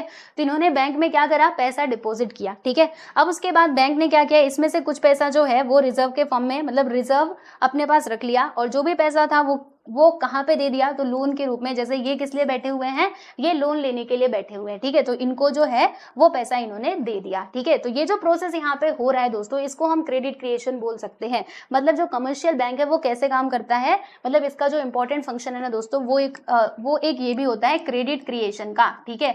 यानी हम पैसा देते हैं, बैंक उसको डिपॉजिट करती है, यानी अपने पास रखती है, उसमें से कुछ रिजर्व वो रखते हैं अपने पास, इसके अलावा जो पैसा होता है वो लोन के रूप में डिस्ट्रीब्यूट कर देते हैं, ठीक है। बात समझ में आई? तो यस, ये है आपका फोर्थ फंक्शन। आइए जरा अब इसका हम एक्सप्लेनेशन देखते हैं कि इसमें क्या क्या बातें बताई जा रही हैं। तो क्रेडिट क्रिएशन क्या है दोस्तों, ये हमारे कमर्शियल बैंक का एक इंपॉर्टेंट फंक्शन है, ठीक है। कमर्शियल बैंक को हम बोल सकते हैं क्रिएटर्स ऑफ क्रेडिट, यानी क्रेडिट का क्रिएटर्स हम इनको कह सकते हैं, ठीक है। देखो दोस्तों, जैसे कि इसके यहाँ पर बताया जा रहा है कि demand and time deposit constitute the primary deposits of bank. यानी प्राइमरी डिपॉजिट क्या है दोस्तों, डिमांड एंड टाइम डिपॉजिट, जो हमने ऊपर देखा था, डिमांड डिपॉजिट और टाइम डिपॉजिट देखा था ना, ठीक है। After meeting the reserve requirement out of the net demand and time liabilities the balance amount is used for giving loans. यानी क्या होता है कि बैंक क्या करती है, बताइए। जैसे हमने क्या किया, हमने पैसा डिपॉजिट किया, हमने देखा था ना, वो फोटो में देखा था ना, हमने पैसा डिपॉजिट करा, फिर बैंक क्या करेगी, कुछ रिजर्व अपने पास जो है वो रख लेगी, इसके अलावा जो भी पैसे बच रहे होंगे उनको वो लोन देने में यूज करेंगे, ठीक है दोस्तों। तो ये बातें यहाँ पर बताई जा रही है। जैसे एग्जाम्पल भी दिया गया, मैं आपको बताती हूँ, ये जो पैराग्राफ है ना, इसको पढ़ लो, आपको सारी बातें समझ में आ जाएंगी, ठीक है। देखो क्या लिखा है, फॉर एग्जाम्पल आप समझिएगा, when the bank provides loan to its customer, ठीक है, समझिए, the loan amount is credited into the bank account of the customer. यानी कहने का मतलब क्या है, जैसे बैंक जब क्या करते हैं, अपने कस्टमर को लोन प्रोवाइड करते हैं, तो ऐसे में क्या होता है कि वो जो लोन अमाउंट है ना दोस्तों, ये क्रेडिट हो जाता है। मतलब कहां पर क्रेडिट होता है, into the bank account of the customer, ठीक है। The bank that receives the loan amount as a deposit, मतलब देखो, जैसे बैंक जो पैसा लोन के फॉर्म में दे रही है, वो पैसा कहां से आया, वो डिपॉजिट से ही तो आया। अगर हम डिपॉजिट ही ना करते तो बैंक लोन भी कहां से दे पाती। तो वही बताया जा रहा है कि the bank that receives a loan amount as a deposit, यानी जो लोन अमाउंट है बैंक जो रिसीव कर रही है डिपॉजिट के फॉर्म में, ठीक है, keeps aside a certain portion in the form of reserve. यानी उसमें से कुछ पोर्शन जो है वो रिजर्व के रूप में, मतलब ऐसे साइड में रख देते हैं, ठीक है। After meeting the reserve requirement the bank lending the remaining amount, यानी रिजर्व रखने के बाद जो रिमेनिंग अमाउंट होता है उसको वो मतलब क्या करते हैं, लोन के रूप में दे देते हैं अपने कस्टमर्स को, ठीक है। This procedure is followed by the आइए entire banking system in the country leading to the creation of credit, ठीक है, बात समझ में आई। और इसी के थ्रू तो बैंक जो है वो अपना पैसा जो है वो कमाती है, क्योंकि अगर हम लोन दे रहे हैं, मतलब लोन अगर बैंक दे रही है अपने कस्टमर को, तो ऐसे में क्या होगा, उनको रेट ऑफ इंटरेस्ट, उनको इंटरेस्ट भी मिलेगा। समझ में आ रहा है आप सभी लोगों को। तो जब इंटरेस्ट मिलेगा तो ऐसे करके बैंक जो है वो पैसा कमाती है, ये बात यहाँ पे बताया जा रहा है, right. In short, commercial banks create deposit out of the loans given thereby leading to credit creation, ठीक है, बात समझ में आई। तो ये थे इसके चार फंक्शंस। किसके चार फंक्शंस हमने देखे दोस्तों, कमर्शियल बैंक के, ठीक है। तो याद रखिएगा ये चारों फंक्शंस को। अब चलो उसके बाद हम किसकी बात करेंगे दोस्तों, तो यहाँ पे अभी हम तीसरे नंबर पे बात कर लेते हैं कोऑपरेटिव बैंक्स की, ठीक है। कमर्शियल बैंक की चर्चा तो हमने कर ली, लेकिन भैया कोऑपरेटिव बैंक्स भी बता दो कि क्या है। तो देखो दोस्तों, हाँ मतलब मैं आपको बताना चाहती हूँ कि जो कोऑपरेटिव बैंक है ना, ये भी समझो तो कमर्शियल बैंक के जैसा ही काम करते हैं, यानी लोन्स वगैरह प्रोवाइड करने का काम इनका भी होता है, ये भी वही काम करते हैं। तो cooperative banks came into existence with the enactment of the cooperative credit societies act of 904, ठीक है, मतलब 1904 हम बोल सकते हैं। Cooperative banks supplement the efforts of commercial bank by meeting the credit needs of the local population. यानी generally हम क्या बोल सकते हैं, जैसे जो कमर्शियल बैंक होते हैं वो अगर आप देखोगे तो जो हमारे अर्बन एरियाज है वहां पे हमें देखने के लिए मिलते हैं, लेकिन जो हमारे लोकल पॉपुलेशन है, लोकल पीपल है, उनकी हेल्प के लिए कौन होता है बच्चे, कमर्शियल बैंक होते हैं। कमर्शियल नहीं, कोऑपरेटिव बैंक्स होते हैं, ठीक है। तो ये क्या करते हैं, it fulfils the banking needs of small and medium income groups, यानी जो छोटे और ये मीडियम इनकम ग्रुप वाले लोग हैं उनका जो मतलब पैसे की रिक्वायरमेंट होती है, ठीक है, उसको फुलफिल करने का ये काम करते हैं। The cooperative credit sector comprises of, जैसे मैं आपको इसका पूरा जो यहाँ पे ये दिया गया लेवल वही मैं आपको बता देती हूँ, ठीक है, आप देख लो इधर। इसमें देखो सबसे ऊपर क्या आ जाता है, स्टेट कोऑपरेटिव बैंक, ठीक है, स्टेट कोऑपरेटिव बैंक जो कि स्टेट लेवल पे होता है, डिस्ट्रिक्ट लेवल पे डिस्ट्रिक्ट कोऑपरेटिव बैंक, और लोकल लेवल पे प्राइमरी लेवल पे कौन, प्राइमरी कोऑपरेटिव क्रेडिट सोसाइटीज होते हैं। ठीक है, मतलब ये अलग अलग लेवल पे सेटअप किए हुए होते हैं जो हमारी लोकल पॉपुलेशन है उनकी हेल्प करने के लिए, जो स्मॉल और मीडियम इनकम ग्रुप्स हैं उनके लिए। ठीक है, बात समझ में आई, और ये भी कमर्शियल बैंक के जैसा ही काम करते हैं, ध्यान रखिएगा। चलो, तो ये तो बहुत ही छोटा सा ही टॉपिक था, आई होप कि आप समझ गए होंगे। देखो अपने आंसर में ना ये चीज आप जरूर बनाना, ठीक है, जब ऐसे आप चार्ट्स वगैरह यूज करते हो ना तो आपको कंपेरेटिवली अच्छे मार्क्स मिलते हैं, राइट। तो जरूर चार्ट वगैरह बनाया ही करो, ठीक है। कोई भी आप आंसर लिख रहे हो तो वहां पे जो आपके पॉइंटर्स है, जैसे आप ऐसे बना सकते हो, मान लीजिए कि कोई फीचर्स आप लिख रहे हैं तो बीच में आप वो टॉपिक लिख दो, फिर इधर इधर से और यहाँ पे जो भी उसके फीचर्स है वो आप ऐसे करके इसके थ्रू जो है वो यहाँ पे दिखा सकते हो। ठीक है, ऐसे में जो आपका आंसर है ना वो काफी अच्छा, मतलब रिप्रेजेंटेशन काफी अच्छा होता है, अच्छे मार्क्स मिलते हैं। तो इस तरीके से आप डायग्राम वगैरह का यूज कर सकते हो, राइट। चलिए आगे बढ़ते हैं दोस्तों।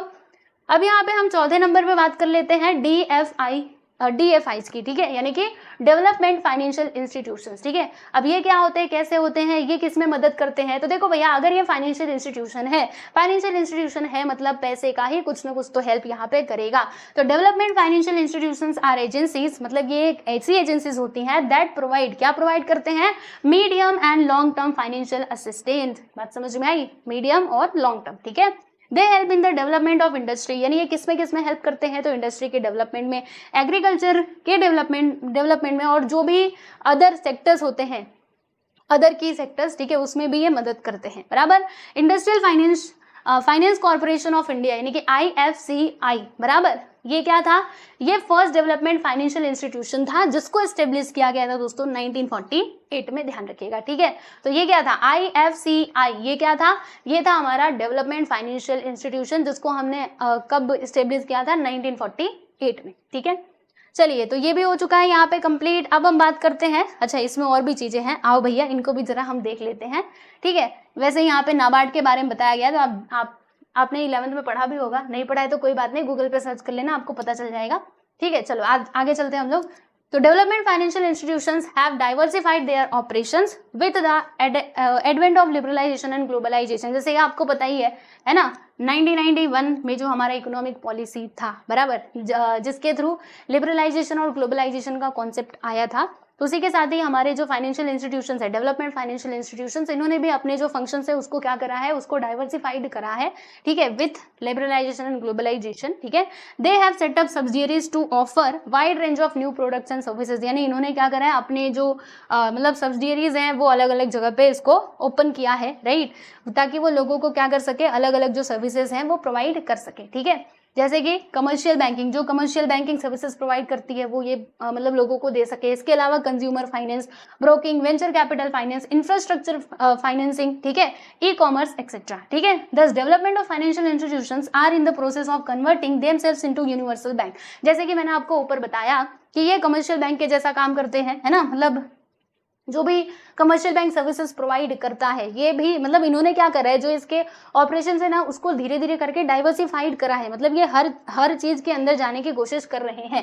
ठीक है, तो ये कौन से प्रोसेस पे है, देखिएगा, converting themselves into universal bank. ठीक है, RBI has issued guidelines for development financial institutions to become commercial bank. अब जो RBI है ना दोस्तों, इन्होंने क्या किया है, इन्होंने गाइडलाइंस इशू किया है कि ये जो हमारे डेवलपमेंट फाइनेंशियल इंस्टीट्यूशंस है ये कैसे कमर्शियल बैंक जो है वो बन सकते हैं। ठीक है, फॉर एग्जाम्पल यहाँ पे एग्जाम्पल देखिएगा, ये है हमारा ICICI यानी कि industrial credit and investment corporation of India.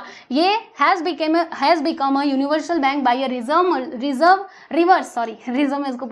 Reverse merger with its subsidiary ICICI bank. मतलब ये जो हमारा था, क्या था दोस्तों, कॉर्पोरेशन, ठीक है, industrial credit and investment corporation of India, ये क्या बन चुका है प्यारे दोस्तों, ये यूनिवर्सल बैंक बन चुका है, क्योंकि ये बहुत सारी सर्विसेज प्रोवाइड करता था। तो RBI ने ये गाइडलाइन भी इशू कर दी है, ठीक है, जिसके थ्रू ये कमर्शियल बैंक जो है बन सकते हैं, बराबर। तो ये क्या हो चुका है, मर्ज जो इसका सब्सिडियरी है ICICI बैंक इसके साथ, और ये बन चुका है दोस्तों यूनिवर्सल बैंक। ठीक है, बात समझ में आई। चलो, तो हमने डी भी यहाँ पे कवर कर लिया, डी था ना। अब उसके बाद हम लोग लास्ट में बात करने वाले हैं दोस्तों, किसकी बात करेंगे, DFHI, और उसके बाद आपका जो ऑर्गेनाइज्ड सेक्टर है मनी मार्केट का वो हो जाएगा खत्म। ठीक है, चलो, तो इसकी बात हम कर लें, और फिर आएगा अनऑर्गेनाइज सेक्टर। तो इसको तो हम अगले वीडियो में ही देखेंगे, क्योंकि ये वीडियो मुझे पता है काफ़ी लंबा हो चुका है, ठीक है। तो बस इसको आज हम खत्म करेंगे और बाद में हम इसको पढ़ेंगे। चलो आप देखते हैं। DFHI, the discount and finance house of India, इसको कब सेटअप किया गया था भाई? 1988 में, as a money market institution based on the recommendations of the Vaghul committee, Vaghul हम बोल सकते हैं, ठीक है, कमिटी। तो आप ध्यान रखिएगा इसको कब स्टेब्लिश्ड किया गया था, अगर आपसे इसका जो ईयर है वो पूछा जाए तो 1988, और किसके रिकमेंडेशन पर? तो ये वागुल कमिटी के रिकमेंडेशन पे इसको जो है वो स्टेब्लिश किया गया था, ठीक है। तो इतनी बातें इसमें से जो है वो आप ध्यान रखिएगा, ठीक है। एक तो ये, और ये किसकी रिकमेंडेशन पे? इसके ये वागुल कमेटी के रिकमेंडेशन पे, ठीक है। It is jointly owned by the RBI, public sector banks and financial institutions to impart liquidity to the money market instruments, ठीक है। तो बस यहाँ पे इतना ही था। और देखो सबसे इसमें मेन जो आंसर्स है ना, मैं आपको बता देती हूँ क्या क्या आपसे एग्जाम में पूछा जा सकता है, ठीक है। मतलब बड़े बड़े आंसर्स। देखो आपसे एक तो आरबीआई के बारे में पूछा जा सकता है, उसके फंक्शंस, क्योंकि वही एक बड़ा आंसर आपको दिख रहा है ना, उसमें कितने सारे पॉइंट्स है, तो उसको तो एकदम अच्छे से पढ़ लेना भाई, भूलना मत, ठीक है। वो सबसे मेन है। इसके अलावा जो हमारा कमर्शियल बैंक था, उसके कमर्शियल बैंक का जो मीनिंग है, उसमें क्या क्या चीजें आती हैं, उसके फंक्शंस, जी हाँ बिल्कुल, आरबीआई और कमर्शियल बैंक को तो आप जरूर पढ़िएगा। बाकी ये जो छोटे छोटे टॉपिक्स है ना, इनको आप एक बार गो थ्रू कर लो, ताकि ये ऑब्जेक्टिव में क्वेश्चन आया तो आप इसको जरूर अटेम्प्ट कर पाओ। बात समझ में आई आप सभी लोगों को? बाकी बड़े में तो वही दोनों जो है ना, वही मेन है, कमर्शियल बैंक और रिजर्व बैंक ऑफ इंडिया, जो मैंने आपको बहुत अच्छे से एक्सप्लेन किया, और आप एग्जाम में काफी अच्छा आंसर जो है वो आप लिख पाओगे, है ना। आई होप सो, लिखोगे ही जरूर, है ना, लिखोगे जरूर ना। चलो कमेंट करके बताना लिखेंगे कि नहीं, अगर वो क्वेश्चन आता है आपके एग्जाम में तो लिख पाओगे कि नहीं, लिख लेना, ठीक है। चलिए अब उसके बाद मैं आपको जरा यहाँ पे इंट्रोड्यूस करवाती हूँ। किससे इंट्रोड्यूस करवाती हूँ? हाँ आ जाते हैं। देखो भैया, हमने ये पूरा जो ऑर्गेनाइज सेक्टर है ना दोस्तों, इसको हमने कर लिया है पूरा। ऑर्गेनाइज सेक्टर हो चुका है कंप्लीट, ठीक है, सब कुछ हमने पढ़ लिया। देखो जरूरी क्या है, आरबीआई, मतलब इंपॉर्टेंट मैं बता रही हूँ ऐसे, ठीक है। और कोऑपरेटिव बैंक, ये तो छोटे ही थे, तो एक बार उसको बस गो थ्रू कर लेना, कब ये स्टेब्लिश हुआ था, क्या क्या था, इसके एक्ट वगैरह याद कर लेना बस, ठीक है। अब देखो दोस्तों, इसके बाद हमारा आता है अनऑर्गेनाइज सेक्टर, जो कि मनी मार्केट के अंदर ही आता है। तो इसको हम पढ़ेंगे हमारे कौन से लेक्चर में भाई? 3rd लेक्चर में, ठीक है। तो अगला लेक्चर आप जरूर देखिएगा। बाकी आज के लिए बस इतना ही हम रहने देते हैं, और मिलेंगे हम लोग बहुत ही जल्द नेक्स्ट वीडियो में। बता दूं आप लोगों को, आपका इकोनॉमिक्स जो है वो पूरा कंप्लीटेड है, फ्रॉम फर्स्ट चैप्टर टू पूरा लास्ट चैप्टर तक, ठीक है। ये 9 चैप्टर है, 10वां चैप्टर भी हो चुका है, जरूर आप जाकर के प्लेलिस्ट में देख लीजिएगा, ठीक है। तो चलिए दोस्तों, बाय।